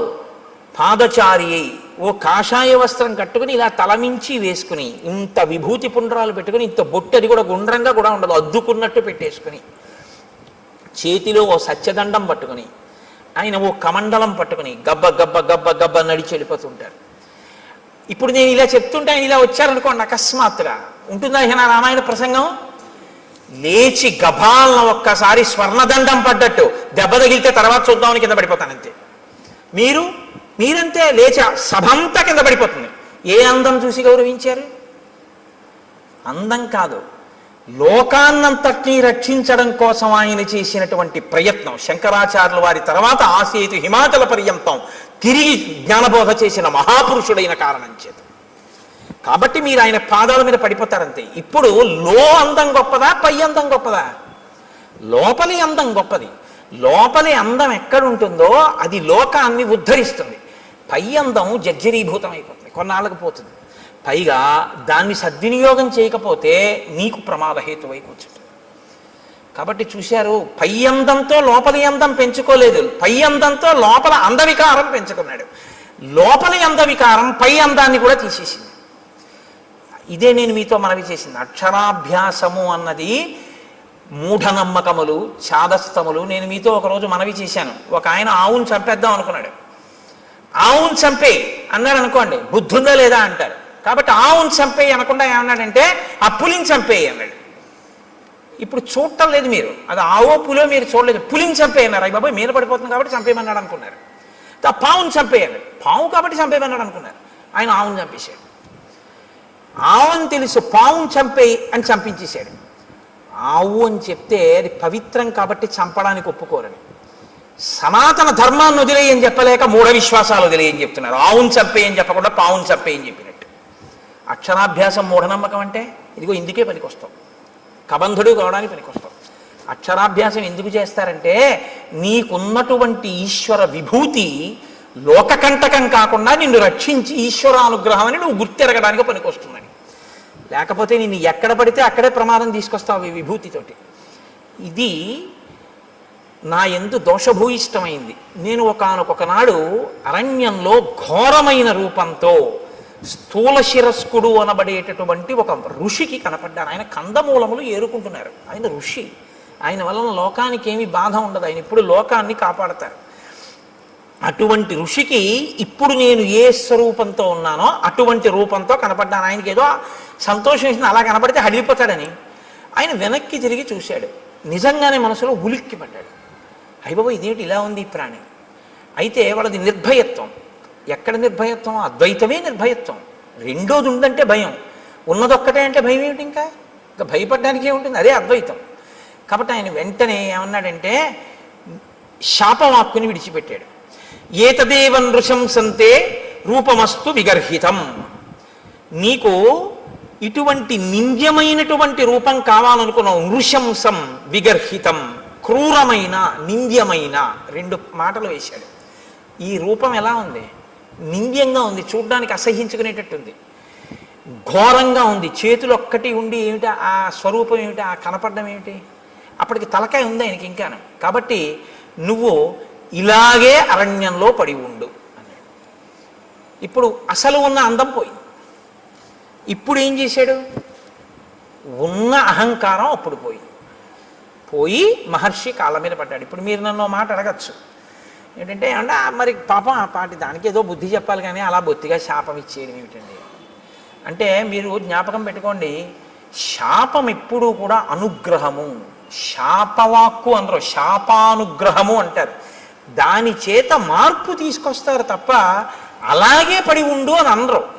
ఆ బాధ తెలిస్తే ఆ తరువాతి కాలంలో ఏమవుతాడంటే ఇంకెప్పుడు ఇటువంటి తప్పు పని చేయకుండా లోకానికి ఉపకారం చేస్తాడు. ఇక లోకోపకారం మొదలు పెడతాడు. అవతల వాడి బాధ తన బాధగా స్వీకరించి అవతల వాడికి మాట సాయమో చేతి సాయమో ఏదో ఒక సాయం మొదలు పెడతాడు. ఈ ప్రవృత్తి ఎక్కడ రావాలంటే లోపల దిద్దుబాటు జరగాలి. లోపల దిద్దుబాటు జరగాలి అంటే కొంతకాలం కష్టపడాలి, తప్పదు. ఏళ్ళనాటి శని జాతకంలోకి వచ్చిందనుకోండి, ఎందుకు భయపడతారు? ఆయన కష్టపెడతాడు. శనైహి చరహ, మెల్లమెల్లగా వెడుతూ కష్టపెడతాడు. కానీ ఆ కష్టపెట్టడం వల్ల ఏమవుతుందో తెలుసా అండి? గొప్ప పరిణతి వస్తుంది, గొప్ప అనుభవం వస్తుంది. తరువాతి కాలంలో ఆయన కీర్తికి కారణమవుతుంది. అందుకే ఏలినాటి శనిని ఎప్పుడూ దూషించకూడదు. మీరు ఆయన్ని నమస్కారం చేసి ప్రార్థన చేస్తే ఆయన దాన్ని ఇంకొకలా మారుస్తాడు. ప్రతిరోజు తిరగవలసిన దాన్ని గుడి చుట్టూ తిరగడంగా మారుస్తాడు భక్తి ఇచ్చి. కాబట్టి ఇప్పుడు శాపానుగ్రహం ఎందుకు ఇస్తారు? మార్పు తీసుకురావడం కోసం ఇస్తారు. వెంటనే తనకు అర్థమైంది, అయ్య బాబోయ్ ఇలా ఉండడమా. పడ్డాడు మహర్షి కాళ్ళ మీద. ఇప్పుడు పడన్నాడు, ఎప్పుడు నాకు ఈ శాప విమోచనం అని అడిగాడు. అయితే మారేవు కదా, ఇప్పుడే అన్నారు అనుకోండి, ఆ బుద్ధి మళ్ళీ మారిపోతుంది. అందులో ఆ బాధ ఏమిటో తెలియాలి. ఆయన అన్నాడు, యదాచిత్వా భుజౌ రామ త్వాం దహే ద్విజనే వనే తదాత్వం ప్రాప్స్యసే రూపం స్వమేవ విపులం శుభం. నీవు అరణ్యంలో పడి ఉండి ప్రాణుల్ని తింటుంటే ఒకానొకప్పుడు రామచంద్రమూర్తి అరణ్యంలోకి వచ్చి నీ భుజములను తెగనరుకుతారు. ఆ తెగనరికి అరణ్యంలో నిన్ను కాల్చేస్తారు. ఎందుకంటే ఆ ప్రాణి అలా ఉండిపోవడానికి వీల్లేదుగా, కాల్చబడాలి. రాముడి దగ్గర ఉన్న గొప్పతనం అదే. మీతో నేను మనవి చేశా. అంత్యేష్టి సంస్కారం చేస్తాడు ఆయన. ప్రాణిని కాల్చేస్తాడు. అంటే చనిపోయినటువంటి ప్రాణిని అలా వదిలిపెట్టి వెళ్ళిపోడు, దానికి అంత్యేష్టి చేస్తాడు. పొద్దున్నే భోజనం చేస్తూ గోపాలకృష్ణ గారు నేను దాని గురించే కాసేపు ముచ్చటించాం. అలా ఎందుకు చేస్తాడండి రాముడు అని ఆయన ఏదో ప్రశ్న వేస్తే చెప్తున్నాను. ప్రతి ప్రాణికి కూడా దేవతలు ఆవహించి ఉంటారు. పాణి చెయ్యి ఉందనుకోండి ఇంద్రుడు ఉంటాడు, వాక్కు అగ్నిహోత్రం ఉంటుంది, కన్ను సూర్యుడు ఉంటాడు. ఇప్పుడు మీరు విడిచిపెట్టి వెళ్ళిపోయారనుకోండి, విడగొట్టాలి మంత్రం చేత. విడగొట్టేసేసి, అంటే ప్రత్యేకించి మనుష్య శరీరానికైతే, మిగిలిన వాటికైతే ప్రాణ అపాన వ్యాన ఉదాన సమాన నాగ కూర్మ కృకర ధనంజయ దేవదత్తముల్లో ధనంజయమన్న వాయువు చేసేస్తుంది. మనుష్య ప్రాణికి ఈ దేవతలందరినీ కూడా మంత్రభాగంతో విడతీసేస్తారు. విడతీసి మళ్ళీ ఈ శక్తుల్ని దేవతల్లో కలుపుతారు. కలిపి జడమైపోయి మిగిలిపోయినటువంటి దేహాన్ని అగ్ని యందు దహించేస్తారు. కాబట్టి అది సంస్కారం. అంత్యేష్టి సంస్కారం 16వ సంస్కారం. అన్ని 16 మీదే నడుస్తాయి సనాతన ధర్మంలో మనిషి జీవితం. అందుకని షోడశ కళా ప్రపూర్ణుడు చంద్రుడు, షోడశ సంస్కార ప్రపూర్ణుడు మనుష్యుడు. అంటే 16వ సంస్కారంగా అంత్యేష్టి జరగాలి. కాబట్టి రాముడు ఎక్కడెక్కడ ఇటువంటి శరీరాలు కనపడ్డా వాటిని ఆయన దహిస్తాడు. అందుకని నువ్వు రాముడి చేత వధింపబడి దహింపబడితే నీ పూర్వరూపం వస్తుంది. ఇక్కడ మీరు ఒక విషయాన్ని కనిపెట్టాలి.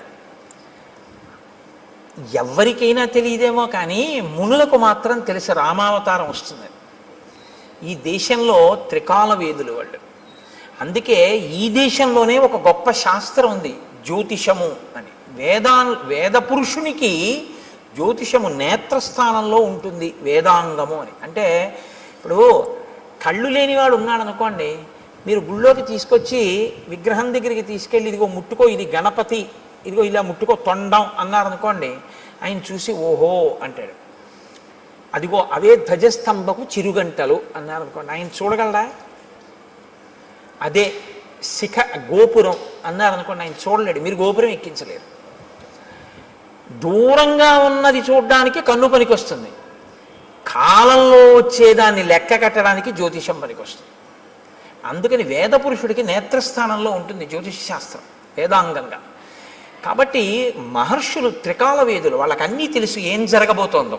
కాబట్టి వాళ్ళు రాబోయే రామావతారాన్ని లెక్కలోకి తీసుకున్నాడు ఆయన. తీసుకుని రామావతారం వచ్చి రాముడు అడవికి వచ్చాక రాముడి చేతిలో నీ చేతులు ఖండింపబడి నీ దేహము దహింపబడితే నీకు మళ్ళీ యథారూపం వస్తుంది.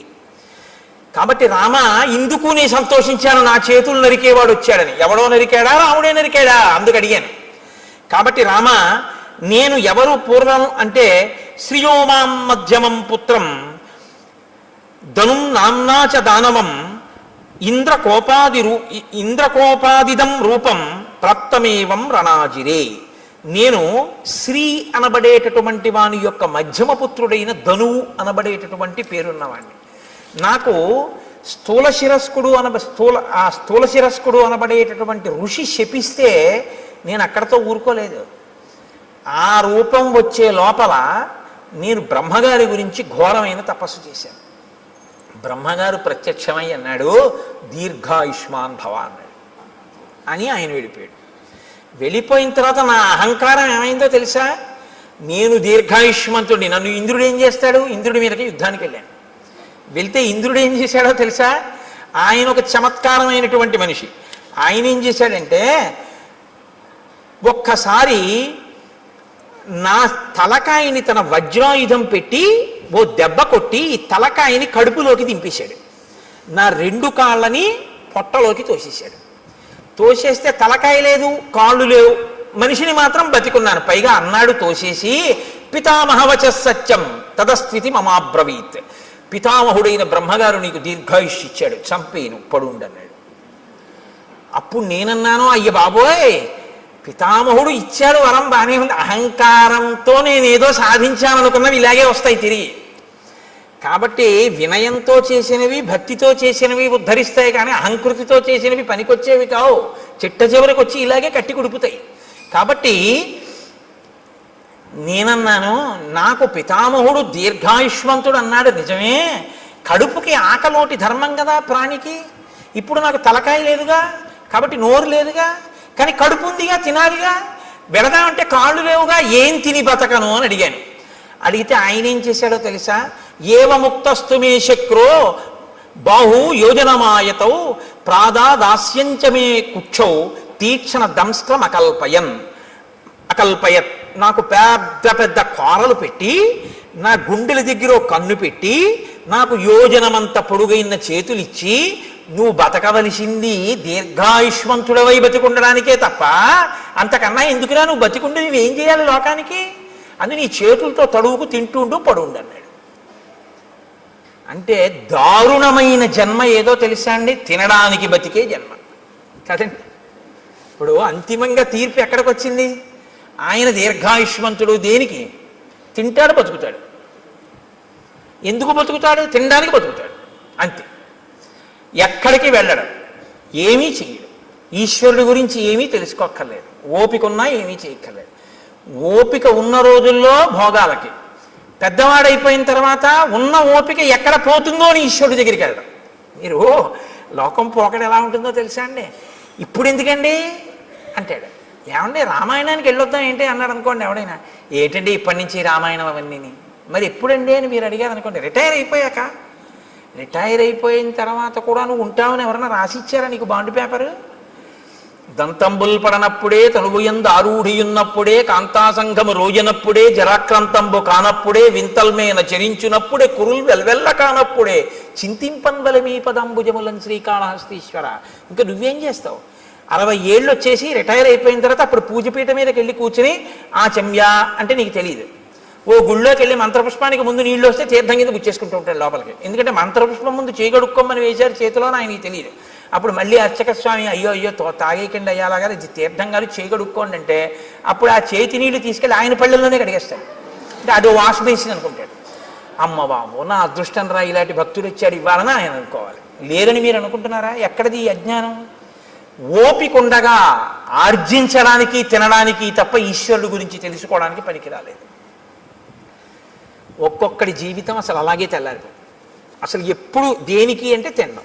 తింటుంటాడు, అది తింటుందో రోజున. చెప్పానుగా, అన్నం అంటే తినున్నది, మన చేత తినబడున్నది, మనని తినున్నది, 2 అర్థాలు. కాబట్టి అది తినేస్తుందో రోజు, అయిపోయింది అంతే.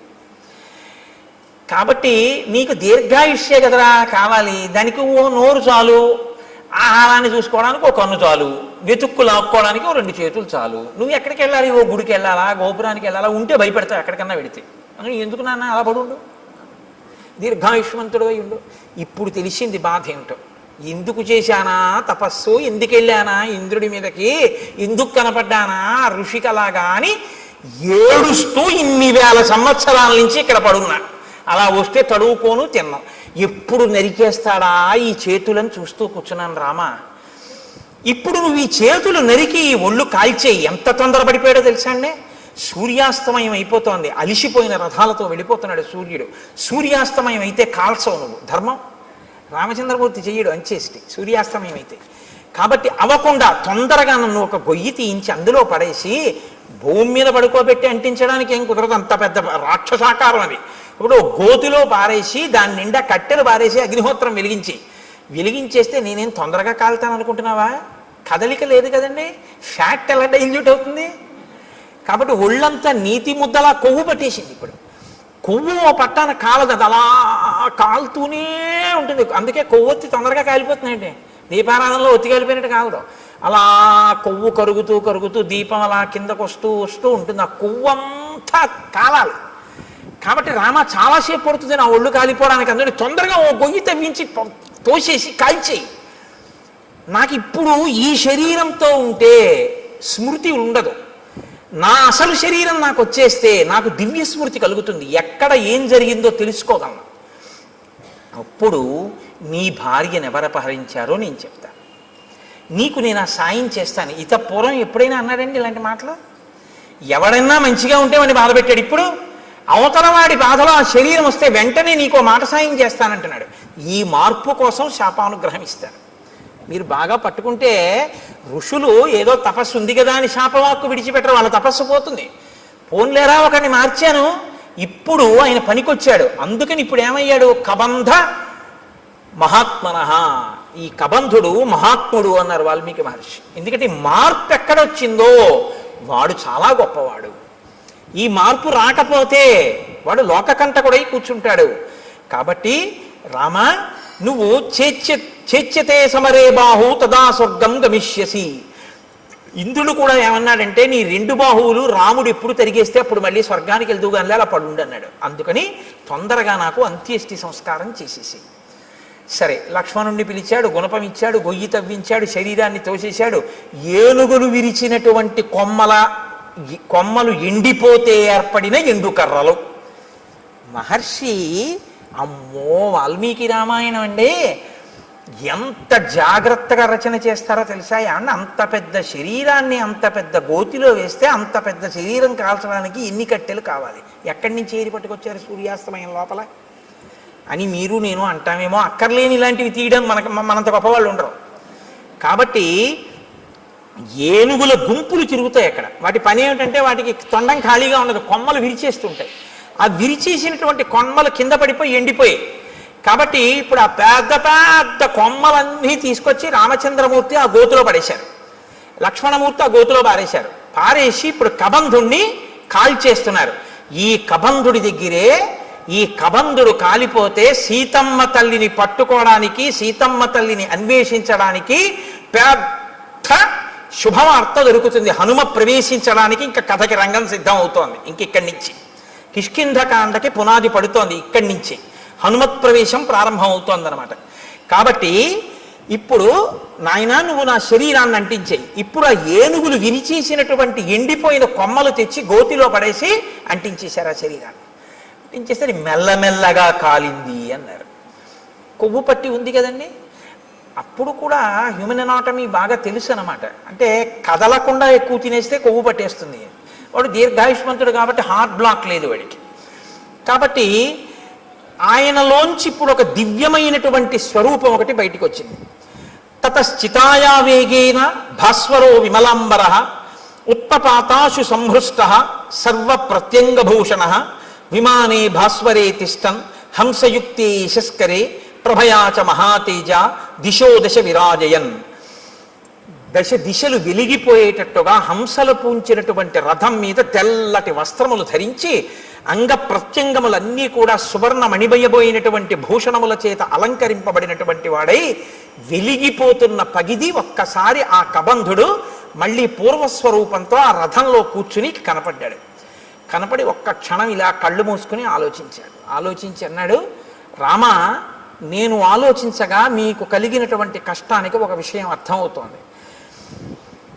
దశాభాగగతో హీన త్వం హి రామ సలక్ష్మణ యత్కృతే వ్యసనం ప్రాప్తం త్వయా దార ప్రదర్శనం.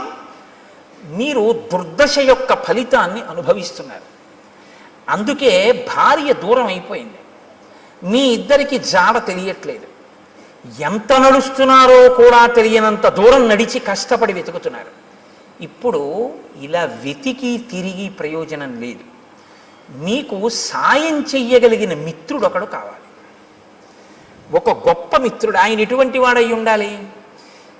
ఆయన ఈ లోకమంతా తిరిగిన వాడై ఉండాలి. ఈ భూమండలం అంతా తిరిగిన వాడైతే ఎక్కడెక్కడ ఏమున్నాయో తెలిసిన వాడై ఉంటాడు. ఎందుకని? రావణుడు అన్నది ఒక్కటే తెలుసు తప్ప అతను ఎక్కడుంటాడో ఏమిటో నాకు తెలియదు అంటున్నావుగా, జటాయువు చెప్పాడని. ఆ రావణుడు ఎవరో, ఎక్కడుంటాడో, ఎలా పరిపాలిస్తాడో, ఎంతమంది రాక్షసులు ఉంటారో ఇవన్నీ తెలియాలంటే ఈ భూమండలం అంతా తిరిగిన వాడై ఉండాలి, అన్నీ తెలుసున్నవాడై ఉండాలి. ఎందుకు తిరిగాడన్న కారణం వేరు. ఇంద్రుగానికి కిష్కింధకాండలో అలా తిరిగిన వాడు ఉన్నాడు రామ. ఆయన గురించి చెప్తాను, ఆయనతో స్నేహం చేసుకో. అటువంటి మిత్రుణ్ణి సంపాదించావా, ఆ మిత్రుడి వలన నీకు సీతమ్మ జాడ దొరుకుతుంది. కాబట్టి తదవశ్యంతయా కార్య స సుహృత్ సుహృదాంవర. ఓ మంచి హృదయం ఉన్నటువంటి రామ, నీకొక మంచి స్నేహితుడు కావాలి. అకృత్వాహినతే సిద్ధిం అహం పశ్యామి చింతయన్. నాకు ఆలోచిస్తే అది అనిపిస్తోంది. శ్రూయతాం రామవక్ష్యామి సుగ్రీవో నామ వానర భ్రాతా నిరస్త క్రుద్ధేన వాలినా శక్రసూనునా ఋష్యమూకే గిరివరే పంపా పర్యంత శోభితే నివసత్యాత్మవాన్ వీర చతుర్భిః సహవానరై వానరేంద్రో మహావీర్య తేజోవాన్ అమిత ప్రభ సత్యసంధో వినీతశ్చ ధృతిమాన్ మతిమాన్ మహాన్ దక్ష ప్రగల్భో ద్యుతిమాన్ మహాబల పరాక్రమ భ్రాత్రా నివాసితో రామ రాజ్యహేతోర్మహాబల స వృక్షరజస పుత్ర పంపామటతి శంకిత భాస్కరస్యౌరస పుత్రో వాలినా కృతకిల్బిష. సూర్య భగవానుడి యొక్క ఔరసపుత్రుడైనటువంటి సుగ్రీవుడనబడేటటువంటి ఒక వానర రాజు ఋష్యమూక పర్వత శిఖరముల మీద ఉన్నాడు. కారణాంతరముల చేత తన అన్నగారైనటువంటి వాలి చేత రాజ్యంలోంచి బయటికి వెళ్ళగొట్టబడ్డాడు. వెళ్ళగొట్టబడి నలుగురు వానరులు తన చుట్టూ సేవిస్తూ ఉండగా, అందులోనే ఉన్నారు హనుమ, నలుగురు వానరులు సేవిస్తుండగా సుగ్రీవుడు ఋష్యమూక పర్వతం మీద ఉన్నాడు. అపారమైన బలవంతుడు, ఈ భూమండలంలో ఎక్కడ ఏమున్నాయో అన్నీ తెలుసున్నవాడు.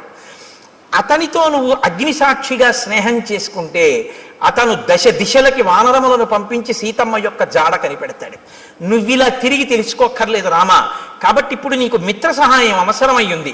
అతను మహాబలపరాక్రమములు కలిగినటువంటి వాడు, గొప్ప వీర్యవంతుడు, వానరేంద్రుడు, తేజస్సున్నవాడు, సత్యసంధుడు, నీతి కలిగినటువంటి వాడు, పట్టుదల ఉన్నటువంటి వాడు, మంచి మతి కలిగినటువంటి వాడు, దక్షత కలిగినటువంటి వాడు, కాంతి కలిగినటువంటి వాడు.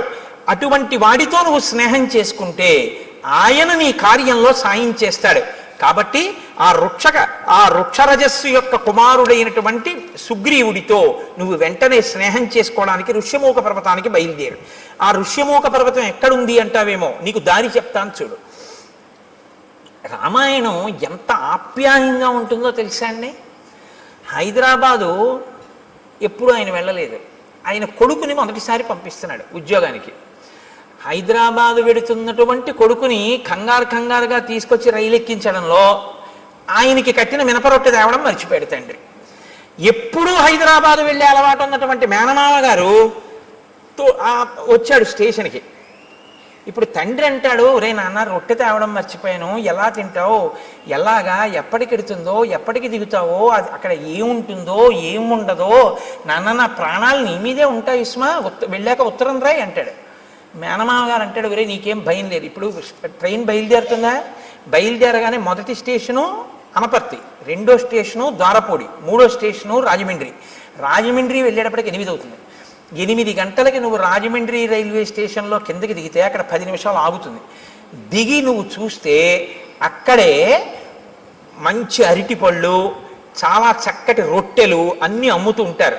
కాబట్టి నువ్వు అక్కడ నీకు కావలసిన 2 ఇడ్లీ 2 అరటిపళ్ళు అవి కొనుక్కొని చక్కగా అవి తినేసి మళ్ళీ రైలు ఎక్కి కూర్చుంటే 10 నిమిషాల కన్నా ఆగదు, గబగబా కొనేసుకో. రైల్లో కూర్చుని తినేసి మంచినీళ్ళు తాగేసి వాటర్ బాటిల్ మర్చిపోకు, ఎక్కిళ్ళు వస్తాయి.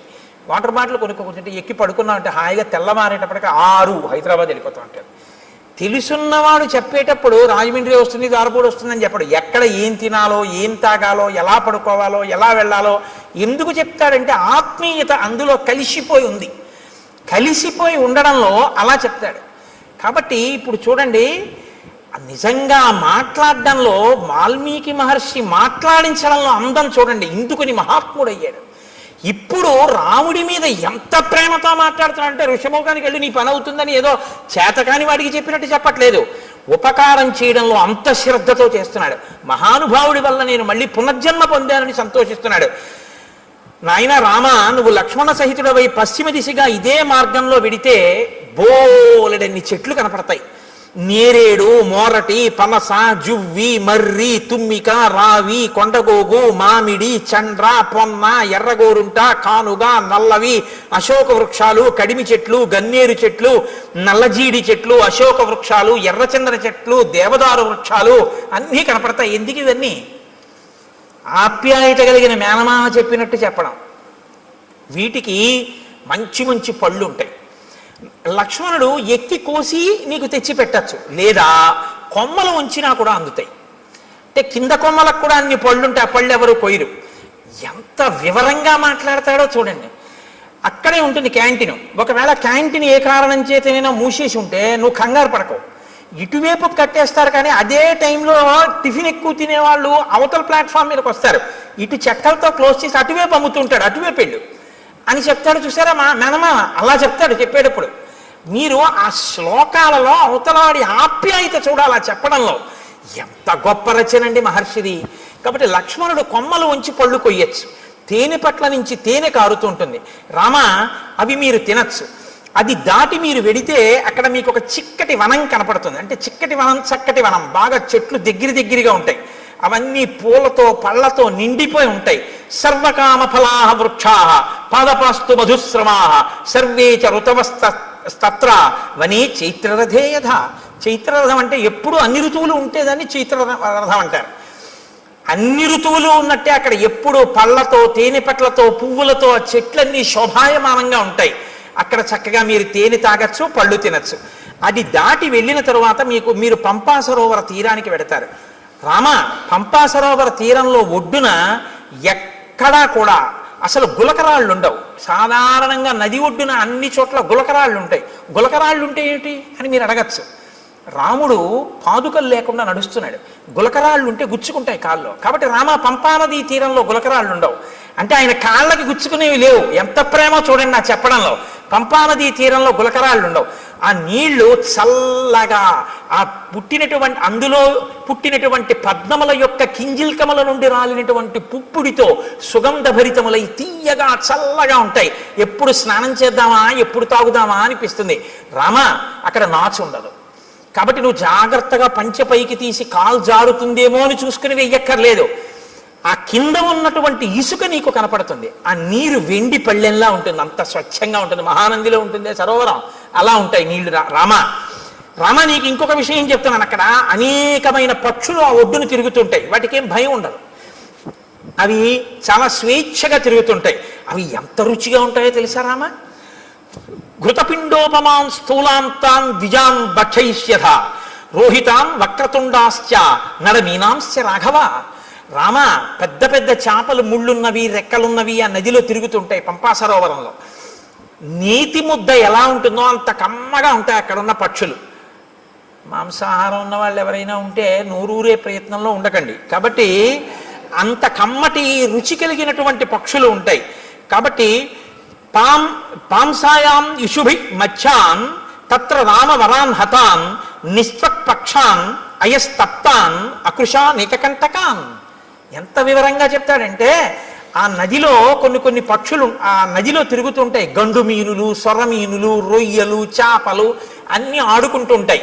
లక్ష్మణుడు బాణంతో గుచ్చి వాటిని పైకి తీస్తాడు.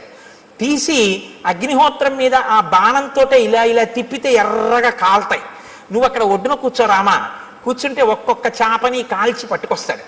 ఆ పక్షిని కొట్టి కాల్చి పచనం చేసి ఆ నీతి ముద్దలా ఉన్న పక్షి మాంసం తీసుకొచ్చి పెడతాడు. చక్కగా నువ్వు ఆ ఒడ్డున కూర్చుని కమ్మగా తిన్న తర్వాత దాహం వేస్తుంది. ఎందుకంటే నీతి ముద్దలా కదా ఉంటాయి. దాహం వేస్తే లక్ష్మణుడు ఏం చేస్తాడో తెలుసా?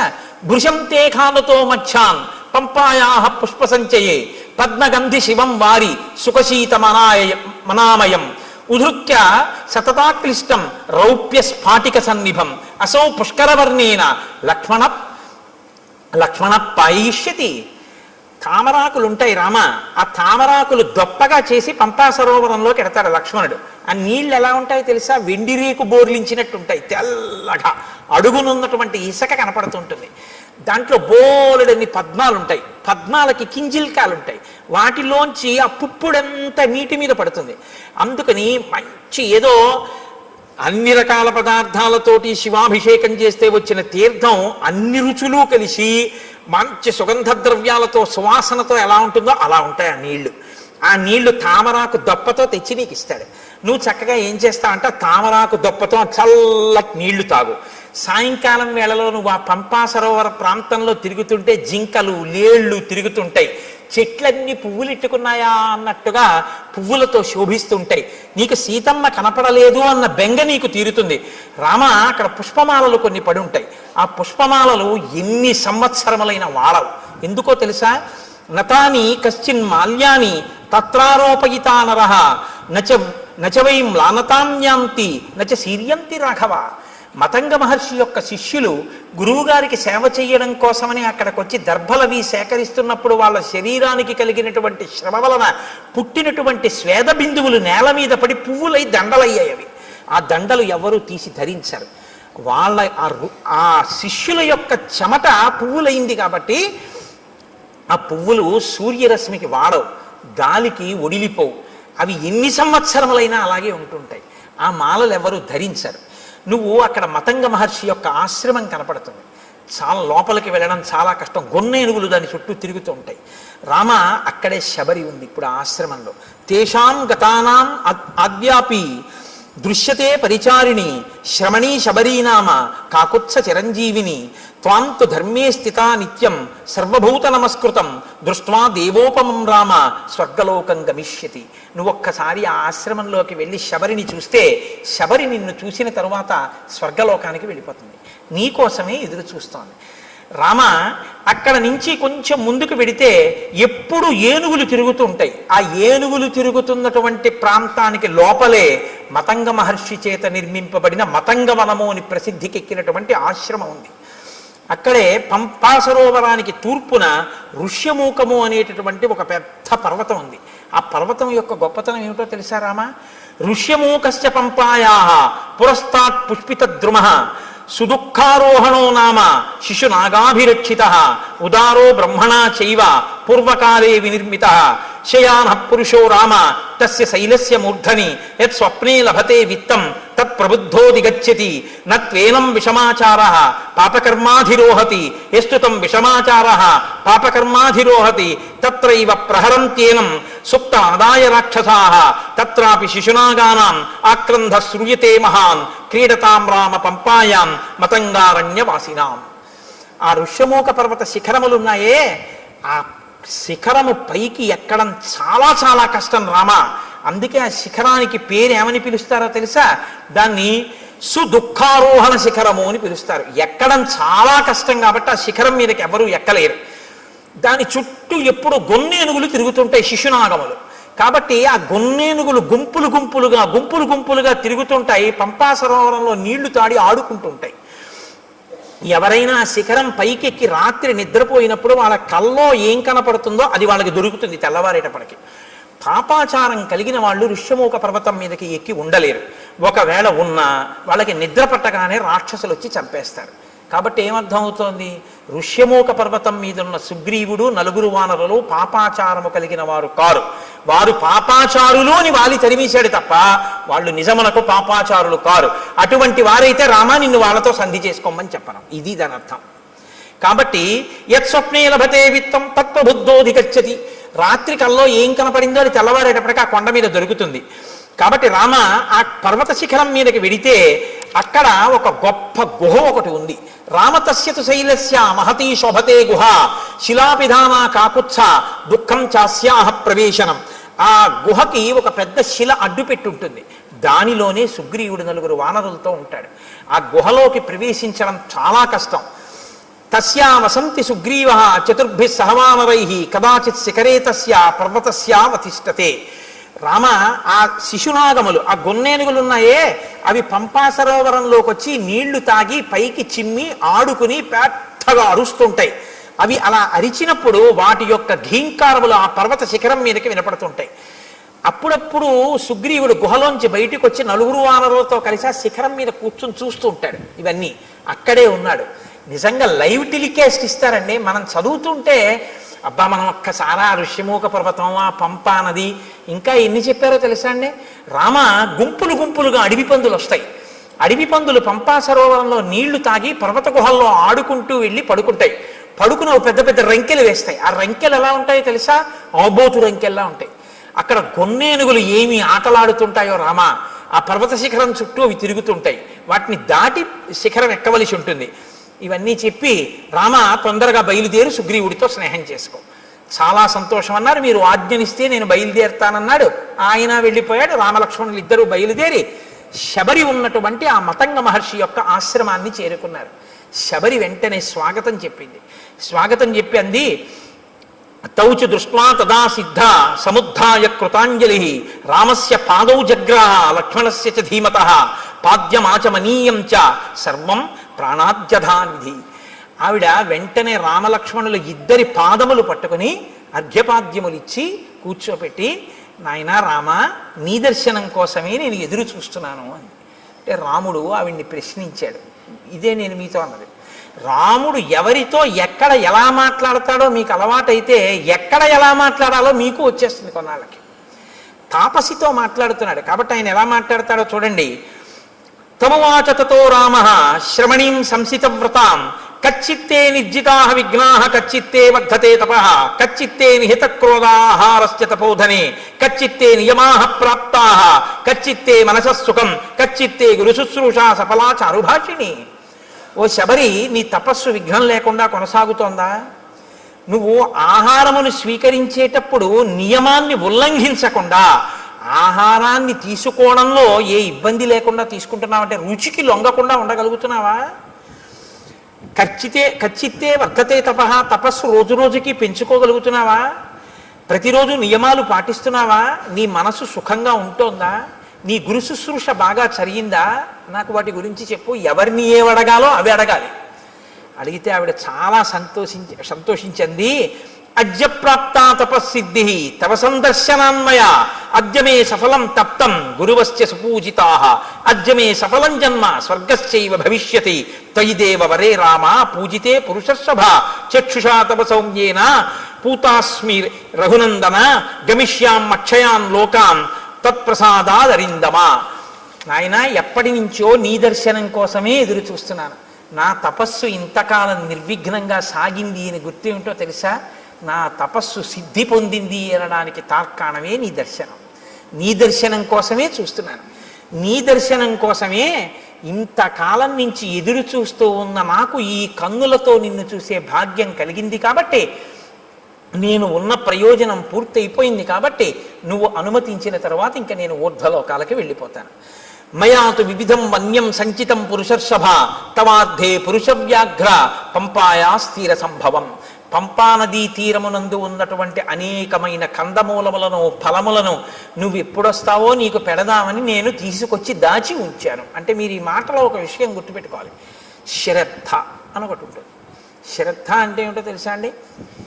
ఎప్పుడో అప్పుడు రాముడు వస్తాడని తీసుకొచ్చి 2 దానిమ్మ పళ్ళు వచ్చి చూద్దాం, ఇవాళ కూడా ఇన్నాళ్ళు రాలేదు, ఇవాళ వచ్చేసాడు ఎట్లే పోన్లే, దానిమ్మ పళ్ళు 2-3 రోజులు ఉంటాయి కాబట్టి 2-3 రోజులు రాకపోతే అప్పుడు మళ్ళీ తీసుకొద్దామని పెట్టి కూర్చోవడం కాదు. ద్రాక్ష పళ్ళ గుత్తి నైవేద్యం పెట్టడానికి ద్రాక్ష పళ్ళ గుత్తి నుంచి ద్రాక్ష పళ్ళు విడతీసి కడిగి నైవేద్యం పెట్టడానికి చాలా తేడా ఉందిగా, ఉందా లేదా? నీకు గుత్తిస్తే తింటారా? విడదీసి కడిగి పట్టరా అంటారా అనరా? ఈశ్వరుడు తినాలంటే గుత్తిలా నైవేద్యం పెడుతున్నావు?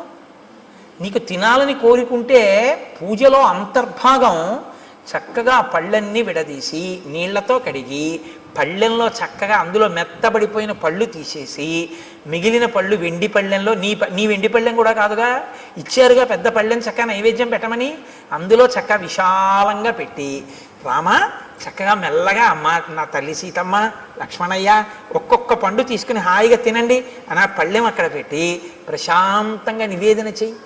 నువ్వు కడిగినందుకు పొంగిపోతాడు ఆయన, అది పూజ. ఓరి ఓరి ఓరి వీడు నేను తినాలని పళ్ళు కడుగుతున్నాడు సీత చూసావా అంటాడు.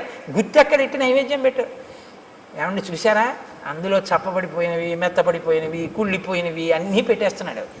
ఎదురుగుండా కనపడు గింజలు నేను విప్పి పెడుదును, కానీ తల్లి సీతమ్మ చూస్తోంది. అన్ని ద్రాక్షపళ్ళు నువ్వే కడిగేసి అరటిపండు తొక్కలు నువ్వే తీసేసి అన్నీ పెట్టేస్తే మా ఆయనకి నేను పెట్టుకోవద్దయ్యా ప్రేమతో, అవి నాకి నేను విప్పి పెట్టుకుంటాను ఎంత బాగున్నాయో అంటోంది. అమ్మకి ఇస్తాను, అమ్మ విప్పి పెడుతుంది, ఇదిగో అమ్మ చేతిలో పెడుతున్నాను, ఇవి మీరు గింజలు ఒలుచుకు తినండి, ఇవి మాత్రం అమ్మ గింజలు ఒలిచే వరకు ఇవి తింటుండండి రామా అని మీరు భావన చేసి సంతోషంగా ఓసారి పళ్ళెం అక్కడ పెట్టి 2-3 నిమిషాలు సంతోషపడిపోయి మీ ఎదురుగుండా సీతారామ లక్ష్మణులు హనుమ ఉన్నారనుకుని అప్పుడు మీరు నైవేద్యం పెట్టి నా స్వామి తింటున్నాడు, ఆయన తింటున్నప్పుడు ఆ పళ్ళరసం కట్టంలోకి దిగుతుంటే సంతోషంగా ఆయన చూస్తున్నాడని మీరు భావన చేస్తే నన్ను నమ్మండి అది ప్రసాదమే, ఆయన తిన్న శేషం ఇది. అసలు ఆ భావన లేకపోతే మిమ్మల్ని నైవేద్యం పెట్టమని పంపించిన ఆయన యొక్క ద్రవ్యం వృధా తప్ప ఉపయోగమే ఉండదు.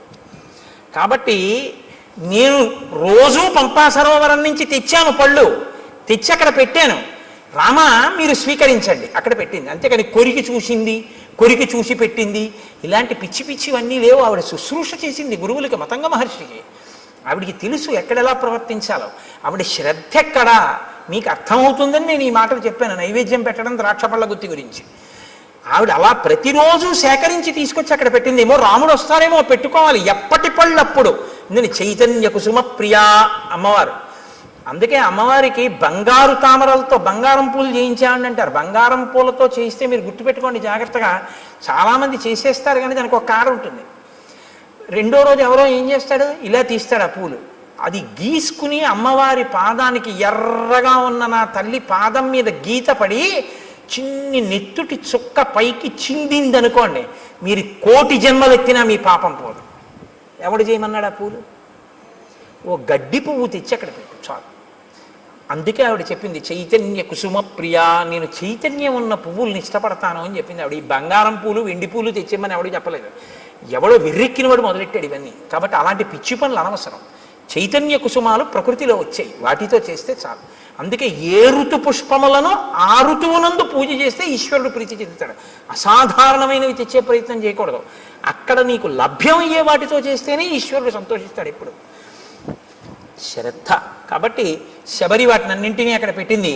ఇహతే భావితాత్మానో గురవే మే మహావనే జుహావాంచక్రియే తీర్థం మంత్రవన్ మంత్రపూజితం. నాయన ఇదిగో మా గురువు గారి యొక్క గొప్పతనం ఏమిటో చూపిస్తాను రా, ఆశ్రమం చూపిస్తానని తీసుకెళ్ళి గురవోమే మహావనే, మా గురువు గారు ఈ అరణ్యంలోనే తిరిగారు, ఈ ఆశ్రమంలో. ఆయన ఒకానొకప్పుడు తన మంత్రశక్తితో గంగా నదిని ఆవాహన చేశారు. ఇదిగో ఇక్కడ ఆ తీర్థం ఇప్పటికీ ప్రవహిస్తోంది ఆశ్రమంలో, చూడు. ఇయం ప్రత్యక్షస్థలీవేది ఎత్ర తేమే మనస్కృతాః పుష్పోపహారం కుర్వంతి శ్రమదుద్వేషిభిః కరైః. చాలా బడలిపోయినటువంటి నీరసంతో ఉన్న శరీరంతో ఉపవాసములు చేసి చేసి ఉన్నటువంటి శరీరం కాబట్టి భగవంతుని యందు ధ్యానంలో ఒళ్ళు మరిచిపోయిన వారు కనుక లేచి పుష్పమాల ఇలా వణికిపోతున్న చేత్తో స్వామికి సమర్పించారు. ఇక్కడే ఆయన అగ్నికార్యం చేశారు. వాళ్ళు వెళ్ళిపోయి చాలా కాలమైంది. నువ్వు చిత్రకూట పర్వతం మీద ఉన్నప్పుడు వాళ్ళు దివ్య విమానాలు ఎక్కి వెళ్ళిపోయారు. రామ, ఇప్పటికీ వేదులు ఎలా ప్రకాశిస్తుంటాయో చూడు, దిశలన్నీ ప్రకాశిస్తాయి ఈ వేదుల వల్ల. వాళ్ళు చేసినటువంటి అగ్నికార్యం ఇప్పటికీ అంత తేజస్సుతో ఉంది. తేషాం తప ప్రభావేన పశ్యాద్యాపి రఘుత్వః ద్యోతయంతి దిశ సర్వాః శ్రియా వేద్యోతుల ప్రభా అశక్నువద్భిస్తైర్గంతుం ఉపవాస శ్రమాలసైః చింతితేభ్యగతాన్ పశ్య సహితాన్ సప్తసాగరాన్. చింతితేభ్యాగతాన్ పశ్య, ఎంత గొప్ప మాట అండి. ఆయనట అక్కడ కూర్చుని తపస్సు చేసి చేసి చేసి చేసి హోమం చేసి చేసి చేసి చేసి సాయంకాలం సంధ్యావందనం వేళవుతోంది, లేచి వెళ్ళాలి అనుకున్నారట. కానీ అశక్నువద్భిస్తైర్గంతుం, లేచి వెళ్ళడానికి ఓపిక లేదు, ఇంకా నీరసంగా ఉంది శరీరం. ఎలా అనుకుని సప్త సాగరములారా ఇలా రండి స్నానం చేస్తానన్నారట. 7 సముద్రాలు వచ్చి ఇక్కడ ప్రవహించాయి. నా గురువు గారు ఇందులో స్నానం చేశారు రామా, చూడండి ఆవిడ. అంటే ఈ జాతి యందు ఋషుల యొక్క శక్తి ఏమిటో చూస్తున్నారు మహర్షి రామచంద్రమూర్తి. అద్యాపి నావశుష్యంతి ప్రదేశే రఘునందన. మా గురువుగారు శిష్యులు ఇక్కడే నారచీరలు ఒంటి మీద బట్టతో స్నానం చేయాలి, చేసి ఆ బట్ట పిండి ఆరేశారు. వారి శరీరమునకు తగిలిన కారణం చేత ఆ చీరలు ఆరలేదు. అది వాళ్ళ తపశ్శక్తి. దేవకార్యాన్ని కుర్వద్భిః యానీమాని కృతాని వైః పుష్పైః కువలయై సార్థం మ్లానత్వం నోపయాంతి వై. వాళ్ళు చేతులతో ముట్టుకుని ఇక్కడ దేవతలకి పుష్పాలు సమర్పించారు. ఆ పువ్వులు ఇన్ని సంవత్సరములైన వాడవు, అలాగే ఉన్నాయి చూడు. ఇది మా గురువుగారి గొప్పతనం. కాబట్టి రామ, నేను నీ గురించి ఎదురు చూస్తున్నాను, నీకు ఆతిథ్యం ఇమ్మని మా గురువుగారు చెప్పారు. దర్శనం చేసుకుని ఆతిథ్యం ఇచ్చి రమ్మన్నారు. ఇటుగా రాముడు వస్తాడు, ఆతిథ్యం ఇవ్వడానికి ఉండాలన్నారంటే రామచంద్రమూర్తి ఆగమనానికి ఎలా ఎదురు చూశారో చూడండి. నీకు నేను స్వాగతం నెరపాను కాబట్టి ఇక నేను ఊర్ధ్వలోకాలకి వెళ్ళిపోతాను. ఎంత తేలిగ్గా చెప్పేసిందో ఆవిడ వెళ్ళిపోతానండి. అంటే రాముడు లక్ష్మణుడి వంక చూసి శరభంగాశ్రమంలో చూశారు ఈ శక్తి. ఒక ఆడది తాపసి సన్యాసి, ఆవిడ చెప్తోంది వెళ్ళిపోతానని. ఈ దేశంలో ఆడవాళ్ళు కూడా అంత తపశ్శక్తి సంపన్నులు. అనసూయని చూసాం, శబరిని చూస్తున్నాం. కాబట్టి ఇత్యుక్తా జటిలా వృద్ధ చీరకృష్ణాజినాంబర తస్మిన్ ముహూర్తే శబరి దేహం జీర్ణం జిహాసతి అనుజ్ఞాతాతు రామేణ హుత్వాత్మానం హుతాశనే జ్వలత్సావ సంకాశ స్వర్గమేవ జగామస దివ్యాభరణ సంయుక్త దివ్యమాల్యానులేపన దివ్యాంబరధరా తత్ర బభూవ ప్రియదర్శన విరాజయంతి తం దేశం విద్యుత్ సౌదామినీ యథా యత్ర తే స్మృతాత్మానో విహరంతి మహర్షయః తత్పుణ్యం శబరీస్థానం జగామాత్మ సమాధిన. ఆవిడ కట్టుకున్నటువంటి నారచీర, ఆవిడ కట్టుకున్నటువంటి కృష్ణాజినాంబరం మొదలైనటువంటి వాటిని విడిచిపెట్టేసేసి ఆవిడ ఏవి కట్టుకుందో వాటితోటే అక్కడ అగ్నిహోత్రాన్ని రగల్చి అగ్నిహోత్రంలోకి ప్రవేశించి తన శరీరాన్ని కూడా అగ్నిహోత్రంలో వ్రేల్చింది.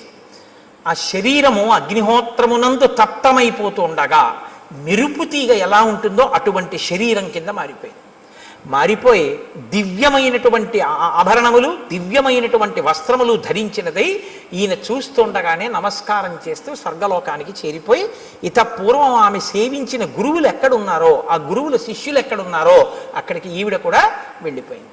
గురు సేవ ఎంత గొప్పదో నిరూపిస్తుంది శబరి వృత్తాంతం. గురువుగారిని సేవించినందుకు శబరి ఆ స్థితిని పొందింది రామాయణంలో. అందుకే రాముడికి అన్నిటికన్నా ఇష్టం గురుసేవ. కాబట్టి తత్పుణ్యం శబరీస్థానం జగామాత్మ సమాధిన. ఆవిడ వెళ్ళిపోయిన తరువాత రాముడు లక్ష్మణుడితో కలిసి సప్తానంచ సముద్రాణం యేషు తీర్థేషు లక్ష్మణ ఉపస్పృష్టంచ విధివత్ పితరశ్చాపి తర్పితాః ప్రణష్టం అశుభం తత్వత్ కళ్యాణం సముపస్థితం తేన తత్వేన హృష్టం మే మనో లక్ష్మణ సంప్రతి హృదయేహి నరవ్యాఘ్ర శుభం ఆవిర్భవిష్యతి. ఇది ఎందుకు మనం స్నానం చేయాలో తెలుసుకోవాలి. రాముడు వెంటనేట అక్కడ సప్తసాగరములను ఋషులు తీసుకొచ్చారు కదండి, అందులో స్నానం చేసి పితృతర్పణం చేశాట. చెయ్యగానే అన్నట్ట, మన దుర్దశ పోయింది లక్ష్మణ, ఇప్పుడు నా మనస్సు ఉల్లాసాన్ని పొందుతోంది, నాకు మంగళములు కనపడుతున్నాయి, నా మనస్సు ప్రసన్నమై ఏదో మంచి జరగబోతోంది అని తెలుస్తోంది. ఇంత గొప్ప తీర్థంలో స్నానం చేయడం వల్ల మన పాపం నశించింది. మీరు చెప్తే ఆశ్చర్యపోతారు. ఒకనకొకప్పుడు ఒక ఆయన చాలా ఇబ్బందుల్లో ఉండేవాడు. ఆయన వెళ్ళి స్నానం చేసే స్థితిలో లేడు. ఎందుకంటే ఆయనకు అప్పటికి ఒక యాక్సిడెంట్ అయ్యి కట్టుకట్టారు. ఆయన చాలా కష్టాల్లో ఉంటే ఒక మహాత్ముడు ఒక ఆయనతో కలిసి నేను వాళ్ళ ఇంటికి వెళ్ళడం జరిగింది. ఆయన నన్ను అడుగుతున్నాడు, ఏమండి నేను చాలా ఇబ్బందుల్లో ఉన్నాను. సాధారణంగా ఇలాంటి ప్రశ్నలు ఏదో ఈయన చెప్పగలను అనుకుంటా, రామాయణం చెప్తావని చెప్పగలనా, ఏదో పాపం వాళ్ళ సంతోషం అడుగుతూ ఉంటారు. ఏం చేయమంటారు అంటే నేను ఆలోచిస్తున్నాను, ఏం చేయమని చెప్దాం, యాక్సిడెంట్ అయింది, కాళ్ళు విరిగిపోయి కట్లు కట్టేశారు, ఏం చేయమని చెప్తే ఏం చేయగలడు అని ఆలోచిస్తుంటే నాతో వచ్చిన మహాత్ముడు పక్కున్నవి అన్నారు, ఎందుకంటే దానికి అంత బాధపడతారు, ఇక మీకేమీ అవదు, పుష్కరం నుంచి సీసాతో నీళ్లు తెచ్చుకు చల్లుకోకండి, కారు చేయించుకుని మీ ఊళ్ళో పుష్కరాలు అవుతున్నాయిగా, గోదావరి పుష్కరాలు, ఒక్కసారి నదిపాయ మీకు దగ్గరగా ఎక్కడుందో అక్కడికి వెళ్ళి ఆ ఒడ్డున కూర్చుని ఇలా వంగండి, కింద కట్లు తెరవకూడదు కానీ తల తెరవచ్చుగా, గోదావరిలో నీళ్లు తీసుకొచ్చి సంకల్పంతో మీ తల మించి కంఠం తడిచే వరకు పోసుకోండి, తడిబట్టతో ఒళ్ళు తుడుచుకుని ఇంటికి రండి, మీ దరిద్రం అక్కడతో పోతుందన్నాడు. మీరు నమ్ముతారా? నేను యథార్థం చెప్తున్నా, రామాయణం చెప్తూ. ఆయన నిజంగా వెళ్ళి ఆ పుష్కర స్నానం చేశాడు. అంతే. ఇవాళ ఆయన ఎంత సంతోషంగా ఉన్నాడో, ఇక మళ్ళీ ఆయన ఏమీ పట్టుకోలేదు. తీర్థస్నానం అంటే ఉత్తినే రాలేదండి, మహాత్ముల యొక్క సంకల్ప శక్తితో వచ్చాయి. ఒక గోదావరి ఉత్తినే రాలేదు, గౌతమ మహర్షి యొక్క తపఫలం. అందుకే నదులు ఎక్కడెక్కడ ఈశ్వరుడు ఉంటే అక్కడికక్కడికి వెళ్ళి చుట్టుకుంటాయి. ఎవరి దారి నేర్పారని? కృష్ణమ్మ ఉంది, విజయవాడ కనకదుర్గమ్మని సేవిస్తుంది, మంగళగిరి వెడుతుంది, అమరేశ్వరుణ్ణి సేవిస్తుంది. అక్కడి నుంచి ఎవరు చెప్పారని? శ్రీశైలం వెళ్ళిపోతుంది, ఆ లోయల్లో వెళ్ళిపోయి అక్కడికి వెళ్ళి ఆ పాతాళ గంగా జలమజ్జన నిర్మలాంగా భస్మ త్రిపుండ్ర సమలంకృత పాల భాగా గాయంతి దేవముని భక్త జనాభవంతం శ్రీమల్లికార్జున విభో తవ సుప్రభాతం అన్నీ వదిలిపెట్టి శ్రీగిరిని చుట్టుకుంటుంది, దానికి ప్రదక్షిణం చేసి వెళ్ళిపోతుంది. ఎవరు నేర్పారు నదికి? ఆ నదుల గొప్పతనం అవే, అవి ఈశ్వరుణ్ణి సేవిస్తాయి. ఋషులు తీసుకొచ్చారు వాటిని. మాకు దక్షారామంలో సప్తగోదావరి అని ఉంది, ఋషులు తీసుకొచ్చారు. దాని స్నానమే, దాని ఫలితమే. కాబట్టి రాముడు స్నానం చెయ్యగానే ప్రసన్నుడయ్యాడు. స్నానం శక్తి ఇస్తుందా అండి అంటే నువ్వు ఆ నమ్మకంతో చేసి చూడు, నువ్వు నీకు ట్యాబ్లెట్లో ఏ కంపోజిషన్ ఉందో ఏముందో నీకు విరేచనాలు అవుతుంటే నీకు ఏ సూక్ష్మ క్రిముల వల్ల వచ్చాయో ఇది వేసుకుంటే నీ రక్తంలో ఎలా కలుస్తుందో ఆ బ్యాక్టీరియా ఎలా చచ్చిపోతుందో నీకు తెలిస్తే చచ్చిపోయా? డాక్టర్ గారు 3 పూట్ల వేసుకోమన్నాడు, వేసుకున్నావు, చచ్చిపోయా లేదా? విరేచనాలు తగ్గాయా లేదా? డాక్టర్ గారు చెప్తే మాత్రం నేను ఎలా వేసుకుంటానండి, ఇందులో ఏముందో నాకు తెలియాలండి, తెలిస్తేనే నేను వేసుకుంటానండి అంటే ఒక్కనాడికి తగ్గదు. నీ నమ్మకం ప్రధానం. మణి, మంత్రము, ఔషధము మూడింటికి నమ్మకం. కాబట్టి ఇప్పుడు నమ్మాడు, నమ్మి స్నానం చేశాడు, ఫలితం వస్తుంది. విశ్వాసమే ఈశ్వరుడు. మనం ఒక ఎక్కడికైనా పవిత్రమైన చోటుకెడితే తీర్థస్నానం తప్పకుండా చెయ్యాలి. కాబట్టి రాముడు ఆ స్నానం చేసి ఉల్లాసాన్ని పొందాడు. పొంది సంతోషించి లక్ష్మణుడితో కలిసి నువ్వు వెళ్ళి ఋష్యమూక పర్వతం మీద సుగ్రీవుణ్ణి కలుసుకో అని చెప్పి ఆనందంగా ఇద్దరూ కలిసి ఆ పంపా సరోవరంలో తిరుగుతూ ఇంకా సుగ్రీవుని యొక్క దర్శనం కోసమని ఎదురు చూస్తున్నారు. రేపటి రోజున మహానుభావుడు హనుమ సుగ్రీవుడు ఆ వానరుల యొక్క దర్శనం, సీతమ్మ తల్లి జాడ కనిపెట్టడం వైపుకి కథ తిరుగుతుంది. ఇక్కడతో అరణ్యకాండ పూర్తయింది. కాబట్టి మనం ఒక్కసారి రామనామం చెప్పుకుని 11 పర్యాయాలు సంతోషంగా తర్వాత మంగళహారతి ఇచ్చిన తర్వాత ప్రసాదం స్వీకరించి బయలుదేరదాం. నారదాది మహామునీంద్రులు నమ్మినది శ్రీరామనామము, రామనామము. నీవు నేనను భేదమేమియు లేకయున్నది రామనామము. రామనామము రామనామము రమ్యమైనది రామనామము. గౌరికిది ఉపదేశ నామము, కమలజుడు జపించు నామము. రామనామము రామనామము రమ్యమైనది రామనామము. గోచరంబగు జగము లోపల గోప్యమైనది రామనామము. రామనామము రామనామము రమ్యమైనది రామనామము. వాదభేదాతీతమగు వైరాగ్యమే శ్రీరామనామము. రామనామము రామనామము రమ్యమైనది రామనామము. సకల జీవులలోన వెలిగే సాక్షిభూతము రామనామము. రామనామము రామనామము రమ్యమైనది రామనామము. శిష్ట జనముల దివ్య దృష్టికి స్పష్టమగు శ్రీరామనామము. రామనామము రామనామము రమ్యమైనది రామనామము. పాలు మీ గడ పంచదారల పక్వమే శ్రీరామనామము. రామనామము రామనామము రమ్యమైనది రామనామము. సిద్ధమూర్తులు మాటి మాటికి చేయున్నది శ్రీరామనామము. రామనామము రామనామము. జానకీ హృత్కమలమందున అలరుచున్నది రామనామము. రామనామము రమ్యమైనది రామ